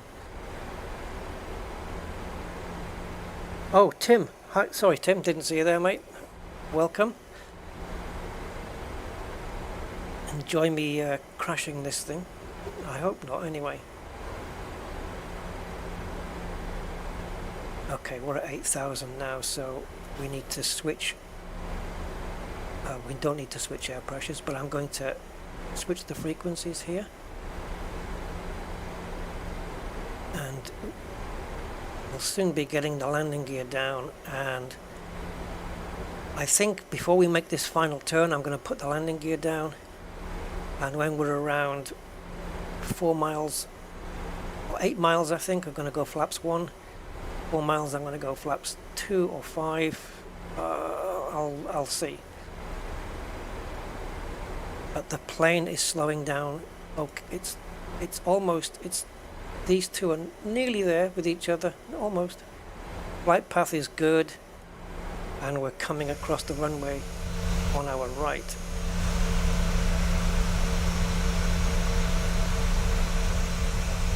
I don't know. It's not getting rendered at this resolution. A bit too high up, I think.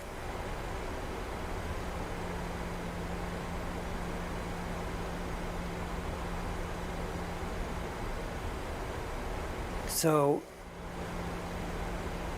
everything looks fine at the moment.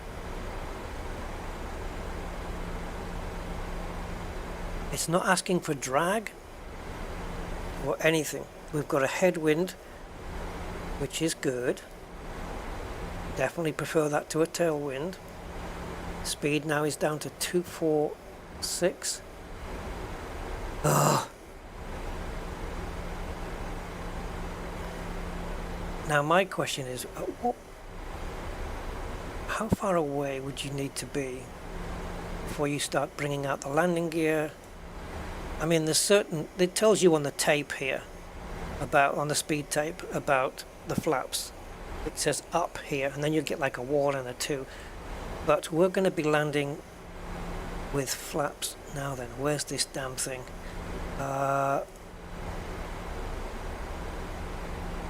Oh, there's a certain page I'm looking for. Here we go. If I'm landing with flaps 30, I want to be landing at 146 knots. That's the speed I want to be aiming for if the autopilot's not doing it. I'm landing at flaps 40, I want to do it at 139. So we're going to do for a flaps 30 landing, 146.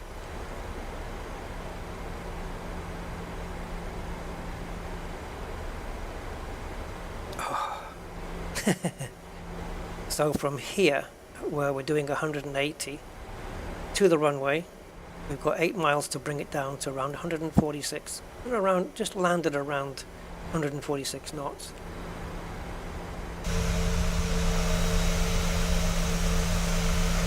Where's the airport? Is it this? I don't know. It's quite low resolution, isn't it, from here? In some places, anyway.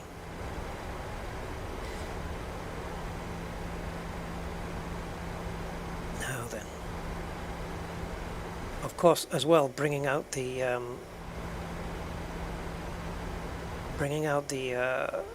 wheels, it will give you extra drag, and it looks like I could do with a little bit, so I may lower the wheels. Whoops, did I forget to do this? Ugh.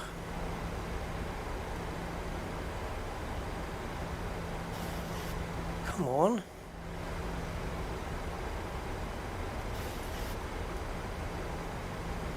I forgot to do that.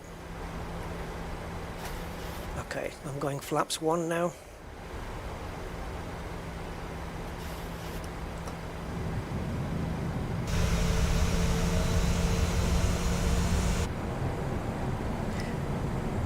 I just want a little bit of drag. We're going a little bit quick. It says drag required. Let's get the spoilers armed. And just burn off some speed if we can. I want to get this down to here. There we go. Okay, we can turn that off now. I think we did all the drag we need. Flight path is still good.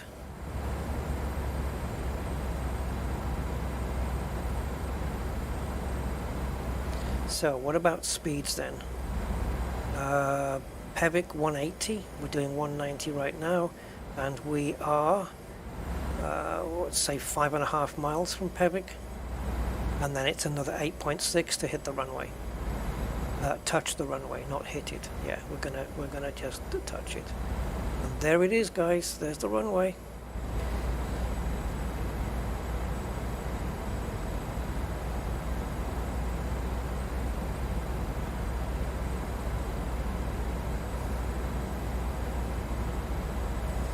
Come on, sweetheart.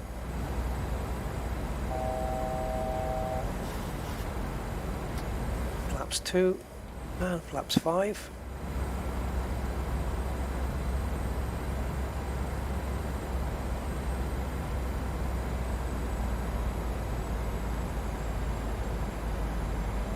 So there's flaps 5, so now we need to slow down to there.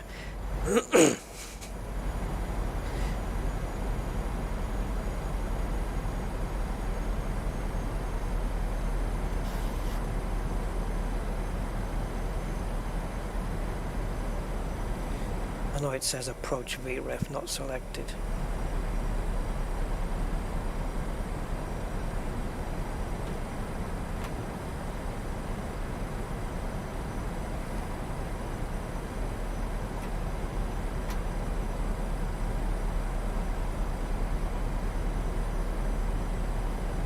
Okay, so let's hit approach.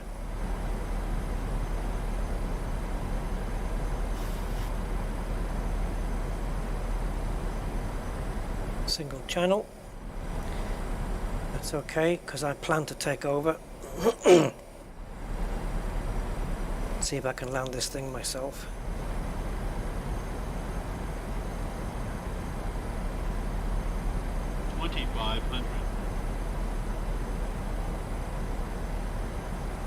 Okay, once we get to, we're 7.1 miles away. Once we're 4 miles out, I'm going full flaps 30, which means 2 more steps here. Auto brakes 1. 1 will do, 1 will do. There we go. Oh, come on, plane.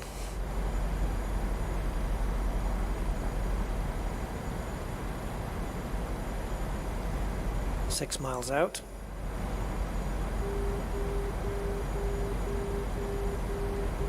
Yeah, I don't know what that means. Preaching to the uninitiated here, guys. I don't know what that is. Next set of flaps is down 25.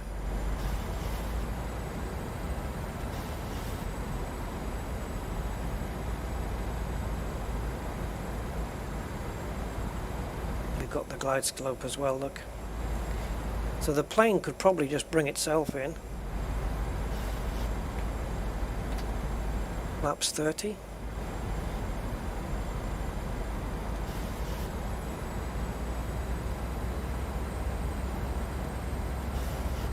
No.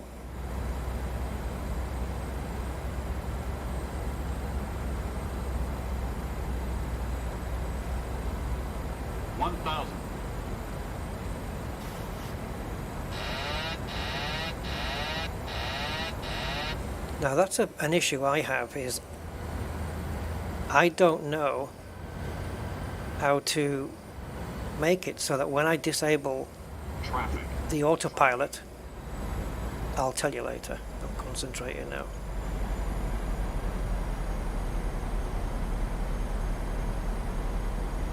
We are a little bit too quick. Approaching minimums.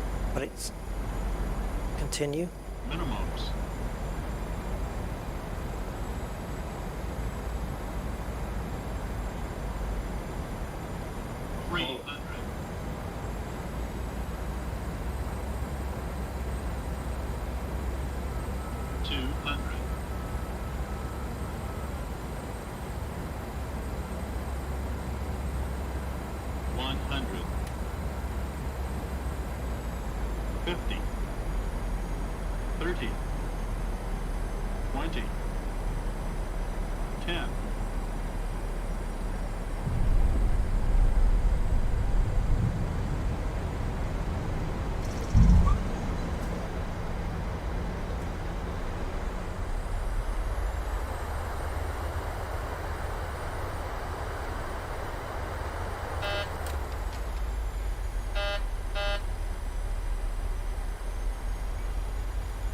That's the auto throttle.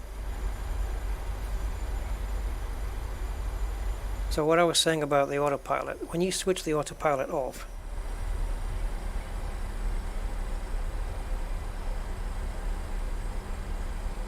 Villa Frankfurt ground, Lufthansa 738 request taxi to parking. Lufthansa 738 taxi to general aviation parking via taxiway Foxtrot Tango. Taxiing to general aviation parking using taxiway Foxtrot Tango Lufthansa 738. Mr. Chief, hello.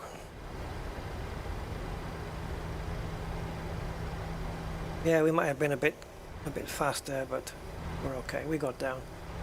So yeah, the autopilot, when you come to switch it off, it's supposed to just make the sound buzz 3 times, and that's it. But when I do it, it does it continuous. Is that because I have auto throttle on as well, or what? I'm not quite sure why it's a continuous buzz, and I have to cancel it with the, with the AP reset. Maybe I'm doing something wrong. So if you're watching this video and you know the answer as to why the autopilot isn't just doing 3 beeps and it's doing it continuous, please let me know. I need to put my lights on, but I also need to steer this damn thing.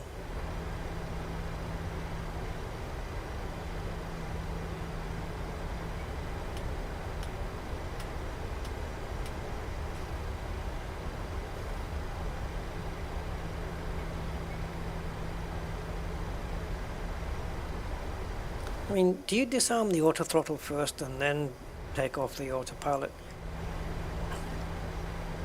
I don't know. Or can you leave the auto throttle on?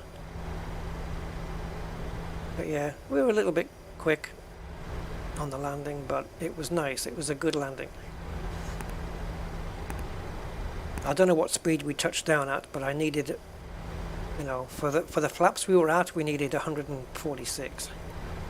Talking of flaps, let's get them retracted now.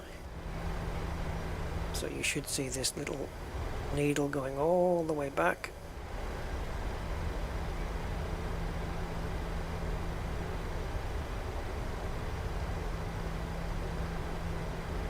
Looks like we've got a fairly long taxiway as well.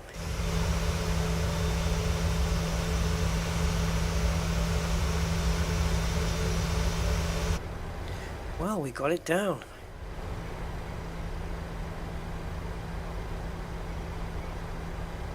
I dread to think what's going to happen the day I get like a decent tailwind or a crosswind, because this is a heavy plane and it's going to be affected by it more than the smaller ones. Should be fun. We had to put a little drag on this coming in, but it wasn't that bad. We managed to cancel out the extra speed quite quickly.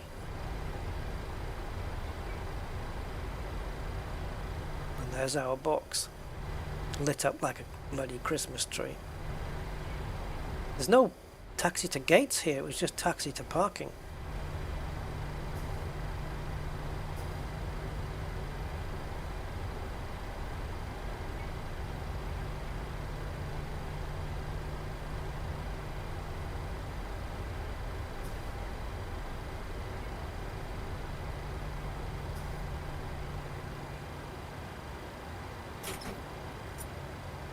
Confirm that the parking brake is set. It is.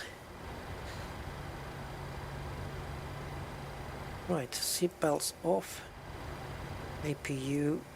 I could have started the APU when we were taxiing, but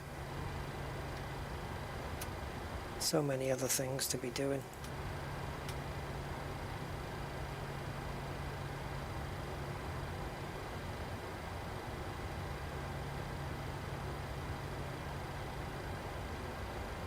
I don't know whether I have to wait for this again. I think maybe. Yeah.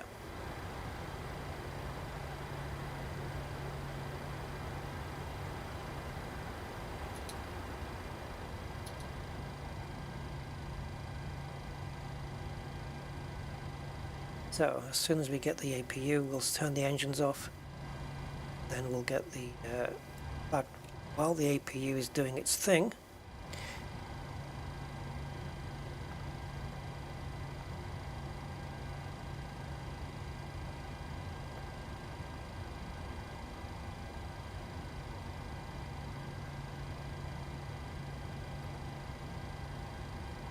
We can request ground power, not that I'm going to really need it, but we'll request it anyway. And also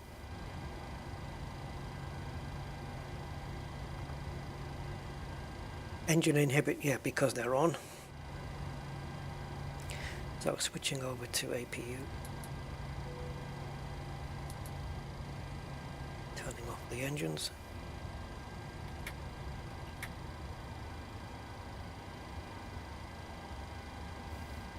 Now once the engines have spun down, I am expecting that this engine inhibit will go away. Can't put the stairs there with the engines blasting. I think it's stairs 2 that we want though. Deboarding.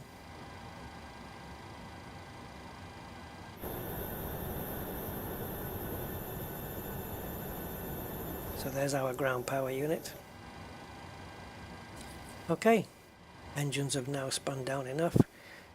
Get the stairs, and we want 0 passengers. I'm hoping now when the stairs arrive that should light up in green. It hasn't done so in the past, but we will see. As for the baggage, let's get the loaders requested. And also the carts.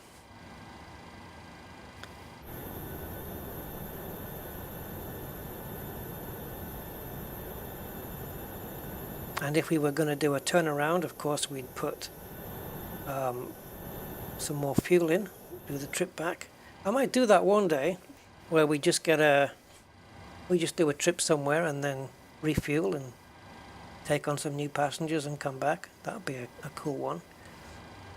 Yeah, thanks guys for the nice landing there. So the stairs are on. You'll notice we can't take the passengers out. I have to switch this to jetway for some reason, and then I can start ditching passengers. There they go. I don't know why that is, but it's a weird quirk, I think. Okay, so as we're waiting for the baggage cart, we can actually come off the APU because we've got ground power. So we don't need any of these. In fact, I think they're off already, right? Yeah. Fuel pumps off.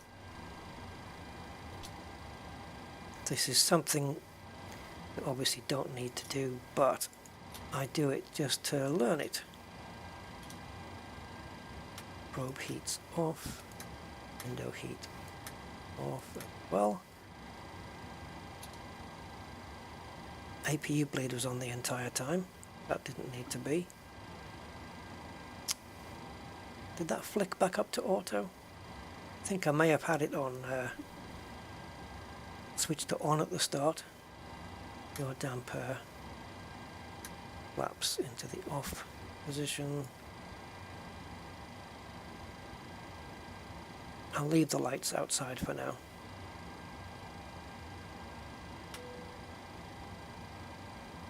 Okay.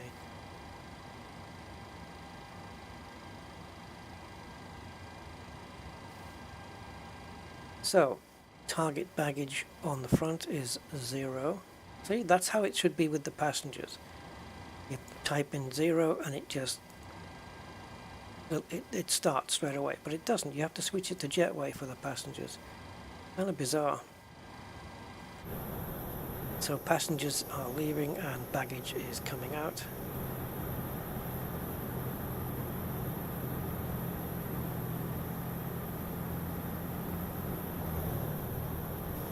I will, once we've powered this down, we will switch it to daytime and take a look at our surroundings.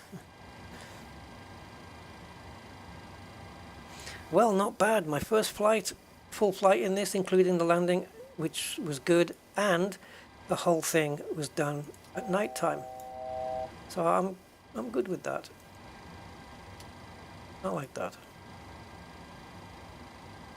Ah, now then, the autopilot. Remember I said about 3 beeps? Just curious. I disengage it by pressing Command A again, but there is a disengage here, which does... I wonder if that's interesting. I wonder if I should do this instead.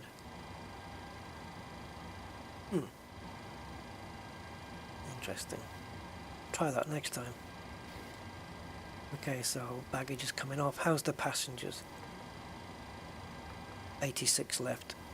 Right, the laboratory guy can come, and we've only got 4,400 tons of fuel, kilograms of fuel in now. So we could call the fuel truck and refill back to 7.5 for the journey back.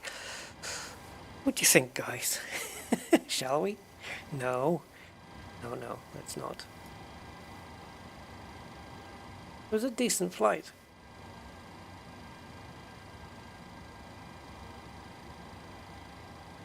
I never thought I'd be able to get through starting this thing up from dark without a checklist for at least quite a while. But it didn't work out that way. It was, I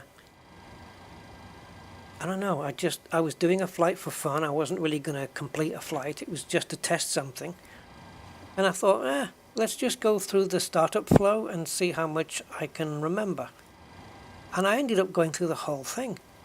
And I thought, oh wow, I've remembered everything. You know, and I didn't really expect to. There was maybe a couple of things that I got out of order, or maybe one thing I might have missed, but I certainly got the engine started. And I think I got, pretty much everything done. And then I just went through the checklist after that to see what if anything, that I had missed and all that stuff. And it turned out I did pretty well. So the toilet man is here. There he is, taking out, is that him? He's got a nasty job. Actually, I think he's here. Oh no, wrong side. There's toilet man.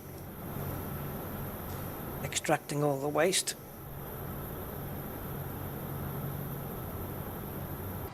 So we can say that he's done now. We can let him go.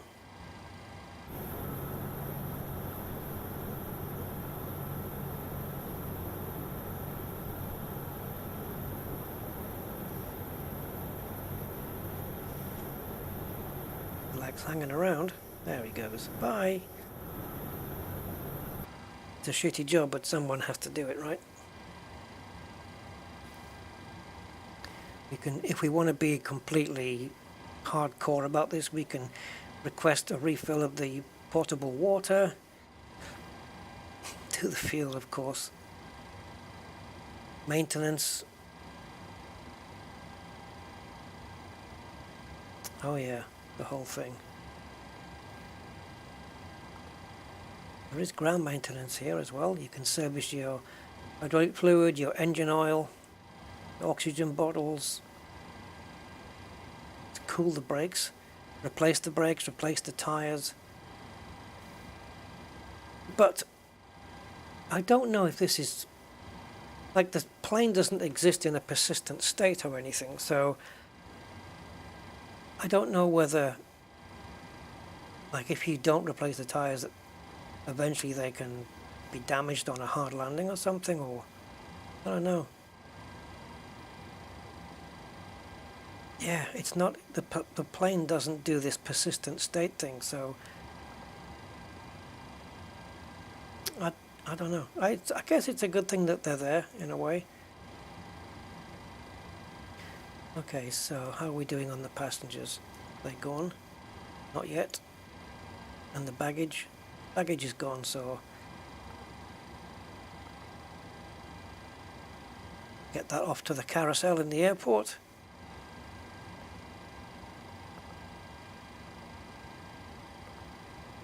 Got 7 passengers to get off. Then we have to switch back to stairs. We can have some cabin cleaning. Yeah, it's kind of superfluous details really, but I don't know. There we go. Everyone's off. So go to stairs. We can release the stairs now.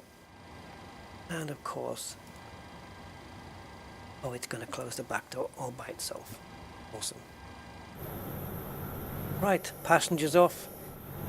Cargo is off. So once these guys clear the plane, I think the doors are closed anyway, we can start to shut this baby down now.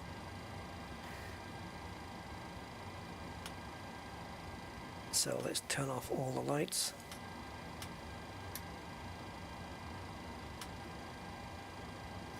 I could go through dimming all of the panel lights, etc., etc., but I don't see the point. Turn off the ground power. And now we're on emergency lights. We can take those off. And disconnect the battery.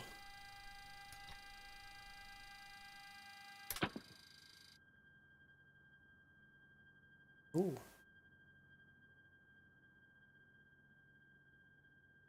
Ah, yes, okay. We can get rid of that by...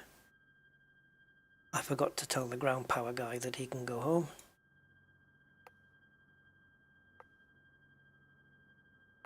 So, into ground services then.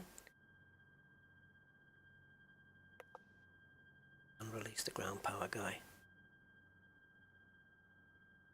And I don't know how to turn this off now. I switched it on. What if I just hold it again? No, I don't think it works.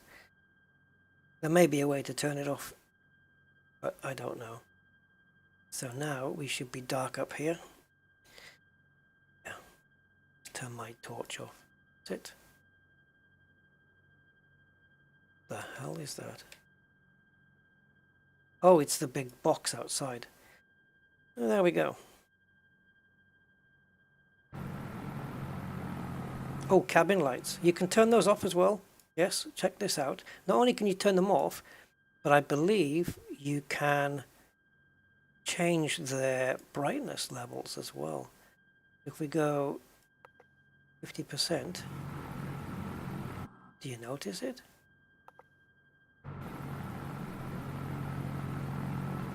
What if we were inside the plane? Maybe we would notice it then. Because I certainly didn't see anything from outside. So this is our 100% brightness level. Let's go to 50. Is it darker? Off. No, it's not doing anything. And outside the plane, no, it looks like they're still on. So it's not really doing anything. Oh, hold on. Ah. Auto.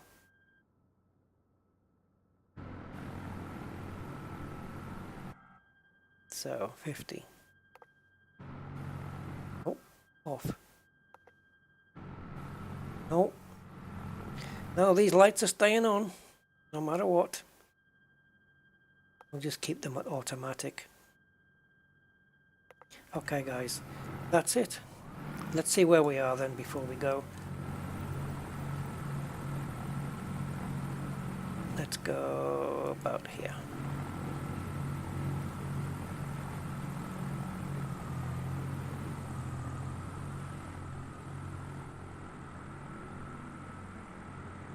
Oops, had a little problem here.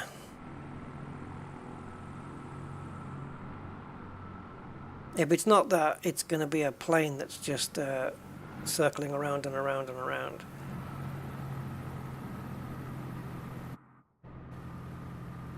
So we did go past Verona well before we landed. I don't know which direction it was in, or if it's even visible. Is it this? Is that Verona? Right in the dead center of the screen? That could be. This might actually be. It's not far from the airport. And looking at the map, on little nav map, I think this is probably Verona, because there's no other big city in the region.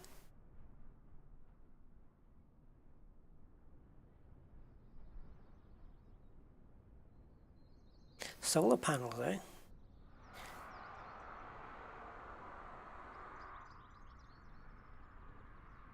Yes, Italy was one of the world updates. So that probably explains why some of these are modelled pretty well.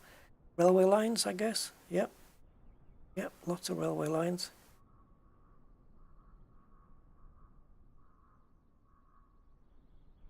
Yeah, did pretty well. And we landed on runway 4.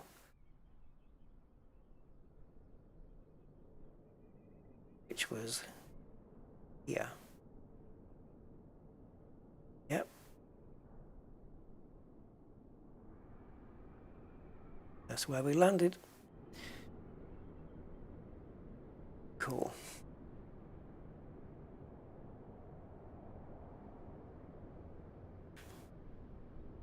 And this thing moves at such a rate.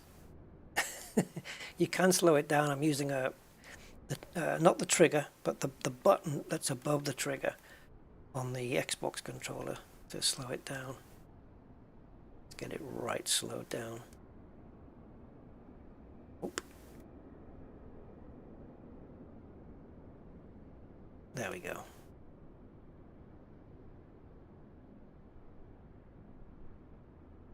Okay, so there we go. That is flight in the big 737-800. Loved it. Awesome plane. I love the Boeing range, really do. This guy behind us has got a long way to go. Ansett, Australia, that is, I think, if I'm not mistaken. I'm not mistaken. He's got a long journey back. Yeah. No, great plane, this. It doesn't come cheap, though, but, you know, it is what it is. It's the biggest one. And they PMDG knew that this was the one that was the most wanted of the fleet. I don't know if they're going to be doing the MAX, the 737 MAX. I don't know. But for me, I think I'm happy with this fleet now. We've got the small one, the medium one, and the big one. And I think I'm good. I think we're good with PMDG. So, I hope you enjoyed the flight, as dark as it was. Next time we'll try and do a daytime one. Maybe set off in the morning. And yeah, set off maybe early morning, like when it's just dark, just about for the sun to come up. And then we'll be, you know, cruising the skies when the sun's coming up and then landing in the daytime. That would be a nice one. So what we'll do is, as we're doing it in real time, I'll just have to pick a source airport that's going to have maybe starting off at around maybe 6 a.m., 5 a.m., 6 a.m., something like that. And before I shoot off, guys, have a look at a couple of, if you want to hang around, you can have a look at some liveries I have for this. You're all welcome, guys. You're all very welcome. I like doing these. So now I know that my next non-elite stream should probably be F1 2022. And yeah, we do some snow runner as well at some point. And I missed that. Okay, so if I go to my profile and go to my hangar, and then we go to liveries. So I've got some nice ones here. Some of these are PMDG's own, and some of them are, most of them in fact, are third-party ones that have come out. There's no British Airways one yet, or EasyJet. So we have Aeromexico. So these are all liveries I've got because these are going to be possible locations that we're going to be flying from or to. And sometimes I have them doubled, but I did go through a lot of duplicates, and I'm still debating which one of these two. I think, well, hang on, are they... This one is the... Hold on. This is the blended wing. No, is it? No, it's not. It's the scimitar wing. It's got the bit. I thought one was blended and one was not. Then we have the Air Canada. That one is for when we do obviously a Canadian one. And then we have the first of well, we have another Air Canada here, and earlier. This is the earlier livery from a few years ago, and I actually quite like it. I like the way the maple leaf is on the tail. I think that looks kind of cool. Yeah, I like that. Looks really nice. Swear box. Oh yeah. Yeah. Yeah, I know. I'll try and be not sweary. So Air China. This is the first of our first of 2 Chinese planes. I haven't done a flight out of China, I don't think. Maybe do one. Yeah. Oh, the cabin look. And some of these liveries do change the cabins as well. Now check this. This is standard Alaska Airlines. When it renders, there it is. It's kind of nice. I don't know who the dude is on the back. But then we've got this one. Check that out. Wild Alaska Seafood.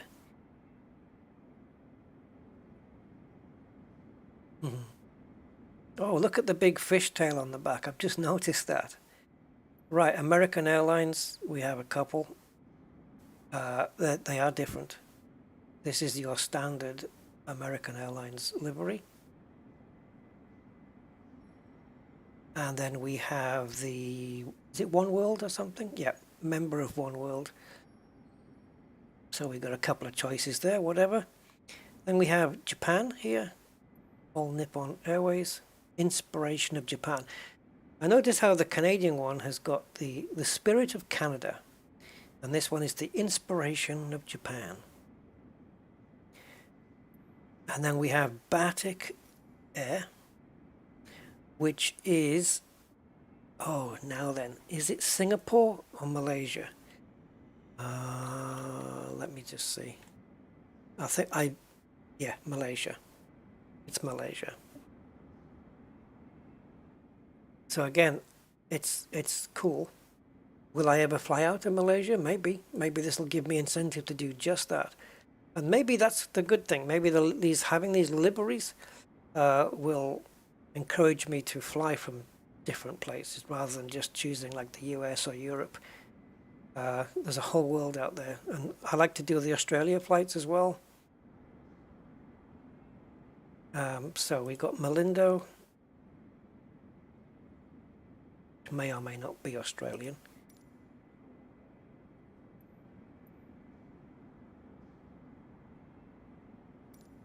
What? No, this is another Batik one, sorry. I'm getting it mixed up with another one. Oh, I know what I'm getting it mixed up with. Bongo. I think I got rid of that. Bongo. No, Bonza. Yeah, the Bonza, sorry. God. Yeah, so these two are the same, except this one has Malaysia written on the fuselage there, on the cabin. There. And this is if this is purple, is it purple? Yeah, so this is a budget airline, Australian airline, I think. Oh, it says Kiwi there, it's not, is it? Yeah, here for Australia. Here for Australia. Bongo. Then we have the second China one, China Airlines. Not the same as Air China, very different. The way that, yeah, China Airlines. The flower on the back there. Then we have a couple of Delta. That dude. And we have this dude. So these look identical. I'm going to get rid of one of these. Probably this one. This one, the one that we're looking at right now looks better. Flare, I don't even remember getting. I haven't. Maybe this is a PMDG one. I don't remember getting that one. Gol Linas, I think, is Brazil. Yes, there we go, Brazil flag. And then Hong Kong. So, okay, another one. 3, not 2. 3 China ones. Jet 2, which is Jet 2 a Turkish airline? You guys know? Jet 2, I think it's Turkish.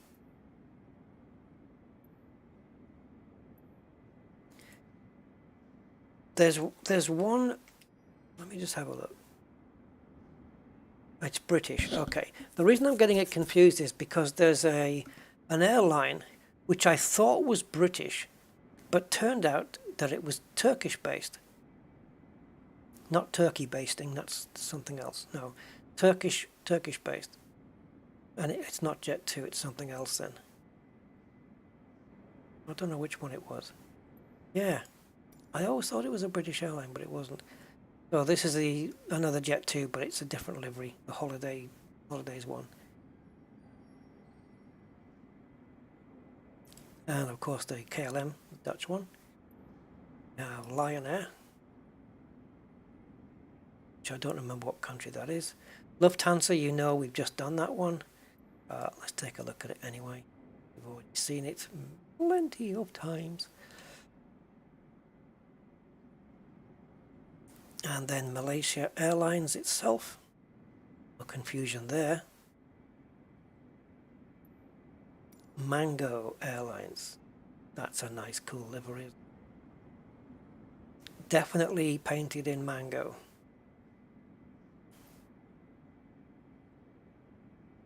Pilot jumps out the plane. Where did the man go? The flying man go. Anyway, shut up, enough. Norwegian. I've got 3 of these because they've each got a different person on the tail. I guess these are important people, but I can't remember who they are. I don't know who they are. I can't remember their names, but look at all the writing on the side of this. Look at this. This is all to do with the Wi-Fi. Watch cute cat videos, it said on the side there. Then we have this one, which has got somebody different on the back. And another one, again, with somebody else on the back. I am assuming that they are Norwegian people, but I don't know who. Looks like Sean Connery. Yes, a little bit. Yes, greetings. Let's take the shuttle, Miss Moneypenny. It must have been the first guy, right? Yeah. Oh, God, it does. It's not, though. It's not Sean Connery. It does look a little bit like that. Yeah. Greetings, Miss Moneypenny. Right. Pegasus. Ah, this one. This is the one. I think this is the Turkish one that I thought was British. I thought Pegasus was British. Because I'm stupid. But this is the Turkish one. And then we have Qantas. Done in the, what's the word I need to use here? Oh, ethnic? No? Is ethnic the right word? Livery? Indigenous. I think indigenous is the word I'm looking for. Yeah. So they've got that livery. It looks kind of nice. I would definitely fly with this one. It looks very good. And I also wanted to use it because somebody's obviously spent a decent bit of time making this livery. Because this doesn't look like a quick Photoshop job. That's heavy. So we've got the standard Qantas, I think. Yep. If we want to take that one. And then we have another one, which is in a different livery again. Look at this thing. Man. It's what's the word? It's not synchronous. Is it asynchronous? When one side isn't the same as the other. What's the word I'm looking for? Asynchronous. Why am I doubting that that's the right word? When the left side isn't the same as the right. Is it? It's not asynchronous, is it? Is it? That's going to bug me now. Asymmetric, thank you. Oh, Jesus. I knew it wasn't the right word. I knew I wanted a word like that, but I knew that wasn't it. Yes, asymmetric, thank you. Sorry. Rex Airlines, I quite like this one. Our heart is in the country. And in case you're wondering which country that is, Well, I'll have to Google it again, find out, because I don't quite remember. Rex Airlines is Australia.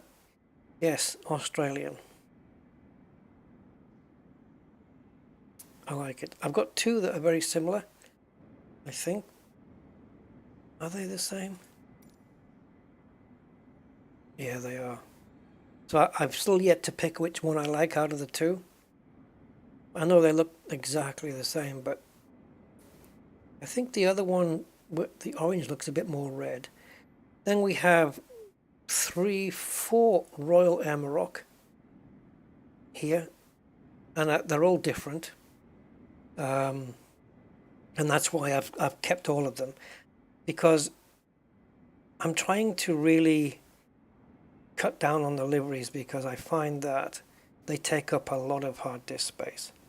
And I don't know how many times I'm going to be flying out of Morocco or to Morocco, but the liveries are very cool. I like these colourful liveries. Do you guys remember that one where it used to have Santa Claus splashed on the nose, like he'd smacked into it? That one's downloadable. Not for this plane. I think it's for the 700. I think. Yeah, these are nice liveries.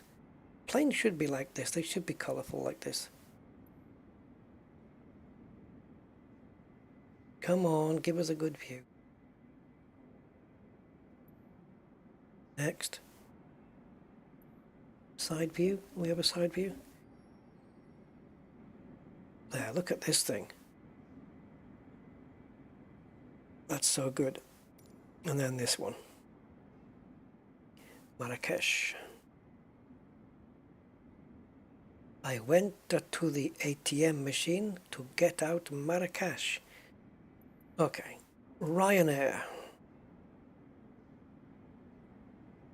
British as it comes. There we go. Scandinavian Airlines. Nice and simple. South Africa. So yeah, we'll fly out of these places. Sunwing, let's have a look. I don't remember. This is the current livery. This is Canadian, yeah. Oh, it's got the TUI logo on the side. Ah. Yes, this is the livery for this year. This is the 2022 livery. Previous to that, we have this one, which is a bit more boring. I don't know if it's any good as an airline, because there's WestJet and Air Canada as well, obviously. I don't know where Sunwing fit in. It looks to me like it's a budget airline or something. Southwest. I had tons of these Southwest Airlines, but they all looked more or less the same. So I just kept this one. There was Heart 1 and Heart 2. I didn't want Heart 1. I wanted to be different. So this is Southwest Airlines Heart 2 livery. And then we have Swoop. Yeah. Go for those colors, Canada. Another Canadian airline. Transavia. Or is it Transavia? I don't know. Transavia, I would say.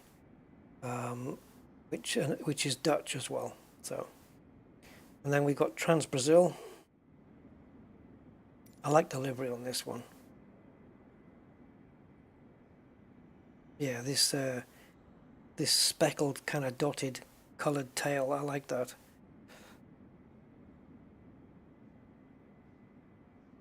I'm off to the Real Air Show tomorrow. Red Arrow should be there. Yes, and also in September, mid-September, is the Duxford Air Show. Spitfires, Hurricanes, and I think the Mustang as well. I'm kind of in two minds whether to go, but I don't know. It'd be cool though, wouldn't it? Just filming that and then putting out the video. That'd be nice. So TUI UK. TUI.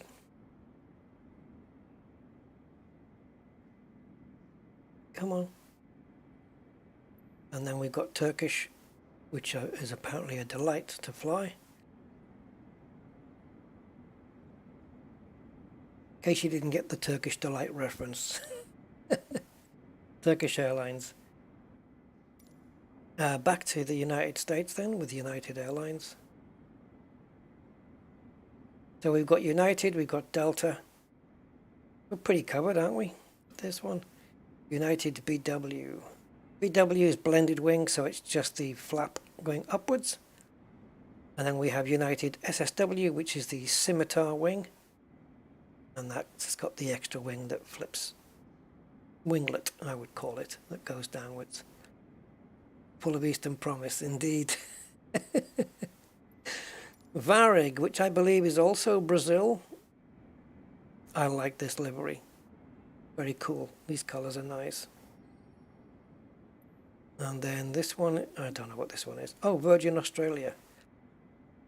God, it doesn't look like it on this picture, does it? That's why I didn't recognize it. That picture is not a representation of what we've got here. Some livery makers messed up there. Yes, Virgin Australia. Nice. I like the red bands on the engine. That's cool. Check this one out then. Head to Queensland. Pictures of cranes on the side by the looks of that. Virgin again.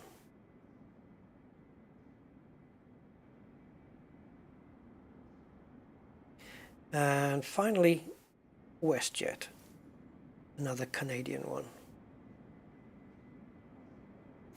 Spirit of Canada. Fünf. Which is German for 5, isn't it? 1, 2, 3, 4, 5, 6, 7, 8. Yes, 5. C5. And again, scimitar wings. So yeah, that's the liveries I've got so far. There's many being added. There's obviously more been added since I downloaded my last set. So which one will fly next? Who knows? Mexico. Yeah, I'll do a South American flight. We'll see. Alright guys, so there you go. That was a decent run. We're only 2 hours and 40 minutes in, despite having completed a total flight from cold and dark all the way through to doing the flight and checking out all my liveries. So, very cool. I think we did pretty well. I wonder if it shows you here, the Boeings. If we go to aircraft selection, type in, I know they're all there, I can see them, so let's do it. So we've got the 8, the 7 and the 6. Now it does give the same figures for the 8 and the 7 and the 6. But if you look online at the actual figures, the operational range of the 800 is less than the 7 and the 6 if you Google it. So I don't know whether PMDG just made their plane able to do the same amount of range. I don't know. So 2,935 nautical miles, and it can fly for 6 hours. Okay, so 2,935. Is that empty? Or because that's, if you add passengers, is that fully loaded or is that empty? I mean, you know. And I've never had this thing at 452 knots before. We were flying at 300 on the flight to Verona. So 2,935. Okay. So if we choose the 800, okay, and then go to weights and balances and top it up, we're not leaving much room for passengers, but okay. This is our weight, so we've got another, let's, gallons and pounds. Yeah, fine. Why can't we change these to kilos? Well, okay, so we've got 20,000 £1,000. So say 10 tons, roughly. Around 10 tons of extra weight we can add before the plane is full up. That should be enough to get a few passengers and a bit of cargo in. Okay, so based on that, if we depart from Heathrow, which I think is EGLL, yep. What's our range? Assuming this is our departure airport. Where's the range? Can we see it? Oh, there we go. So this circle is our range. See, this is it though. We can fly to that line or to this line.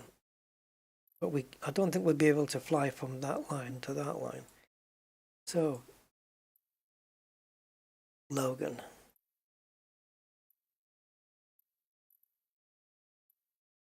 There's JFK.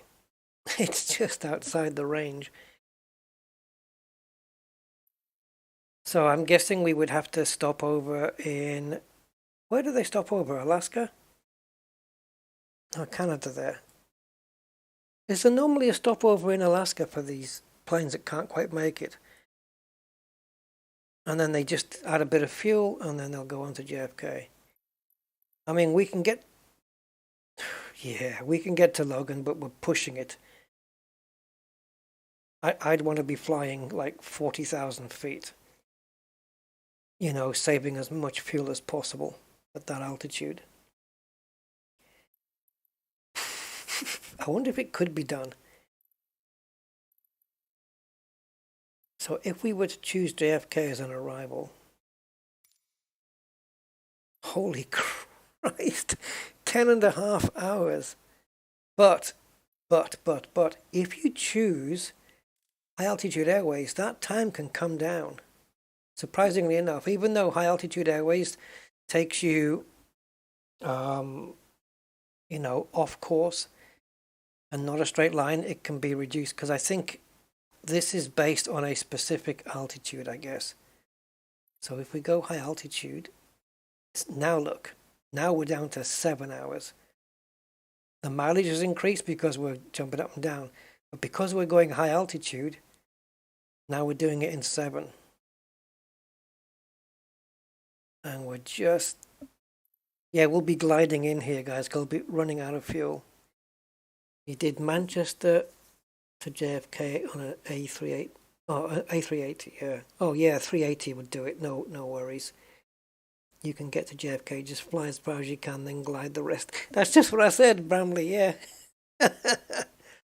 Over the Andes. Where's the Andes? On the end of my armies, I know. I don't know where the Andes are. I've heard of them, obviously. Yeah, 7 hours and 8 minutes. If you were to conserve fuel like super high up, 40,000 feet, not stretching the engines too much, maybe doing around, I don't know, 270, 280 knots, you could probably conserve enough fuel to stretch it out. You certainly, I don't think you could do this on a full complement of passengers, though. Maybe. I doubt it, but who knows. But I would probably want to stop somewhere. Like you add that on. Oh, crumbs, we're adding a bit. Yeah, that's a bit too much, because now we've added 2 hours onto the trip. That's probably not a good idea. Now, how do we remove it there? So if we were to land there, okay. But this is flight time, right? This doesn't count the taxiing, the refueling, the preparation for takeoff again. Yeah. Oh, and these are in South America. Yeah, we could do a flight over there. I wonder if there's a world update coming for South America. Doesn't look to be many airports, does there? But you zoom in, yeah, a few. They all seem to be named after people.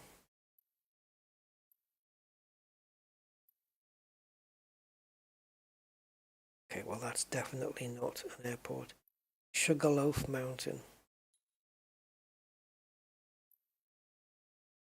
Galeo Antonio Jobim International Airport.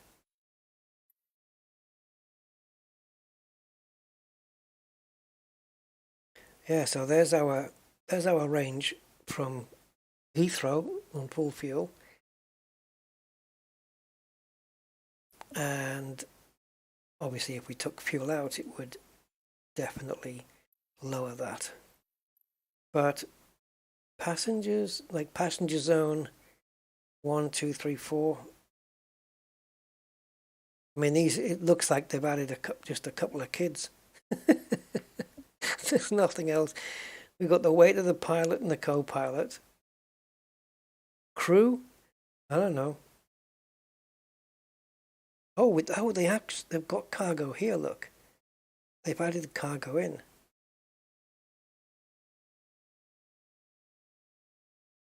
Right. If we remove this weight, we could probably make it to JFK. On Concorde, for sure. For sure. No problem. Oops. If we switch aircraft and choose the old Conch,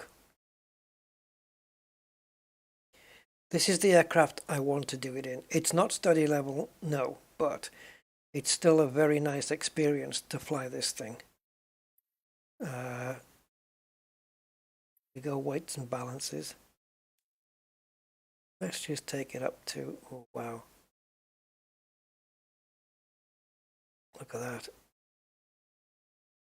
That's all at 100 before let's leave it at 64 then.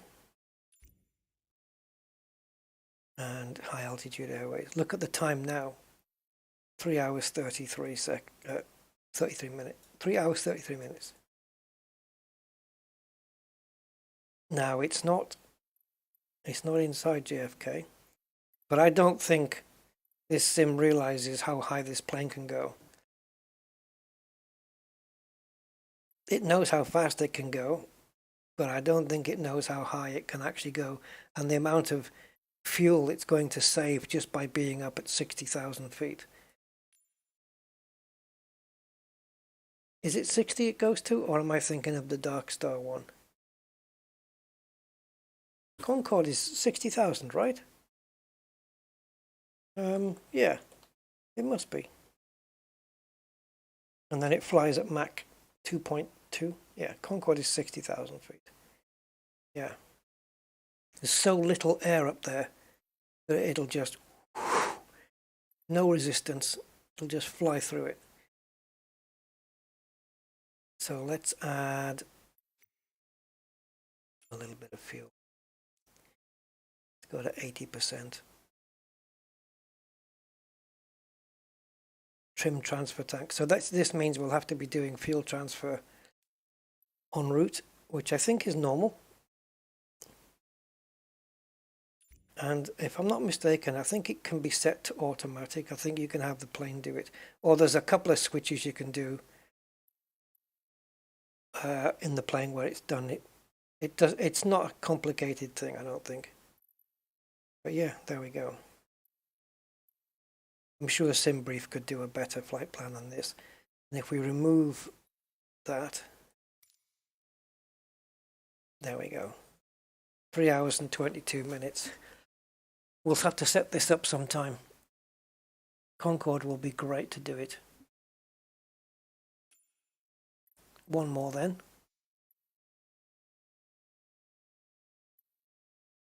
The experimental Dark Star. 43 minutes. And it's not joking.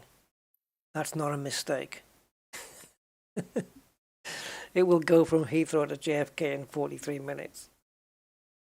This plane is just stupid. It really is. It flies into the stratosphere and hits Mach 9 or 8, Mach 8, Mach 9. Concorde's doing like Mach 2.1 or 2.2, I think, and this is doing Mach 8 or 9. Yeah, it's 43 minutes. This is just silly. It's silly. but I forgot how to fly this. I know you have to go up to around 10,000-15,000 feet and then dive the plane down. No, you go up to 20,000, is it maybe? And then you dive the plane down as if you're going to dive it into the ground, and then you pull up again to get that momentum, and then you engage the ramjets and off you go. I'll have to watch my own video of how I flew this last time. But yeah, no passengers, really. Closet Bound. Hey, Closet Bound. Hello from across the pond. Yes, hi. Welcome. Yeah,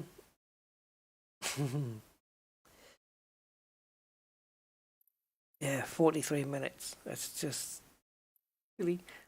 I haven't seen Top Gun Maverick yet, but I've got it. I've got that to watch.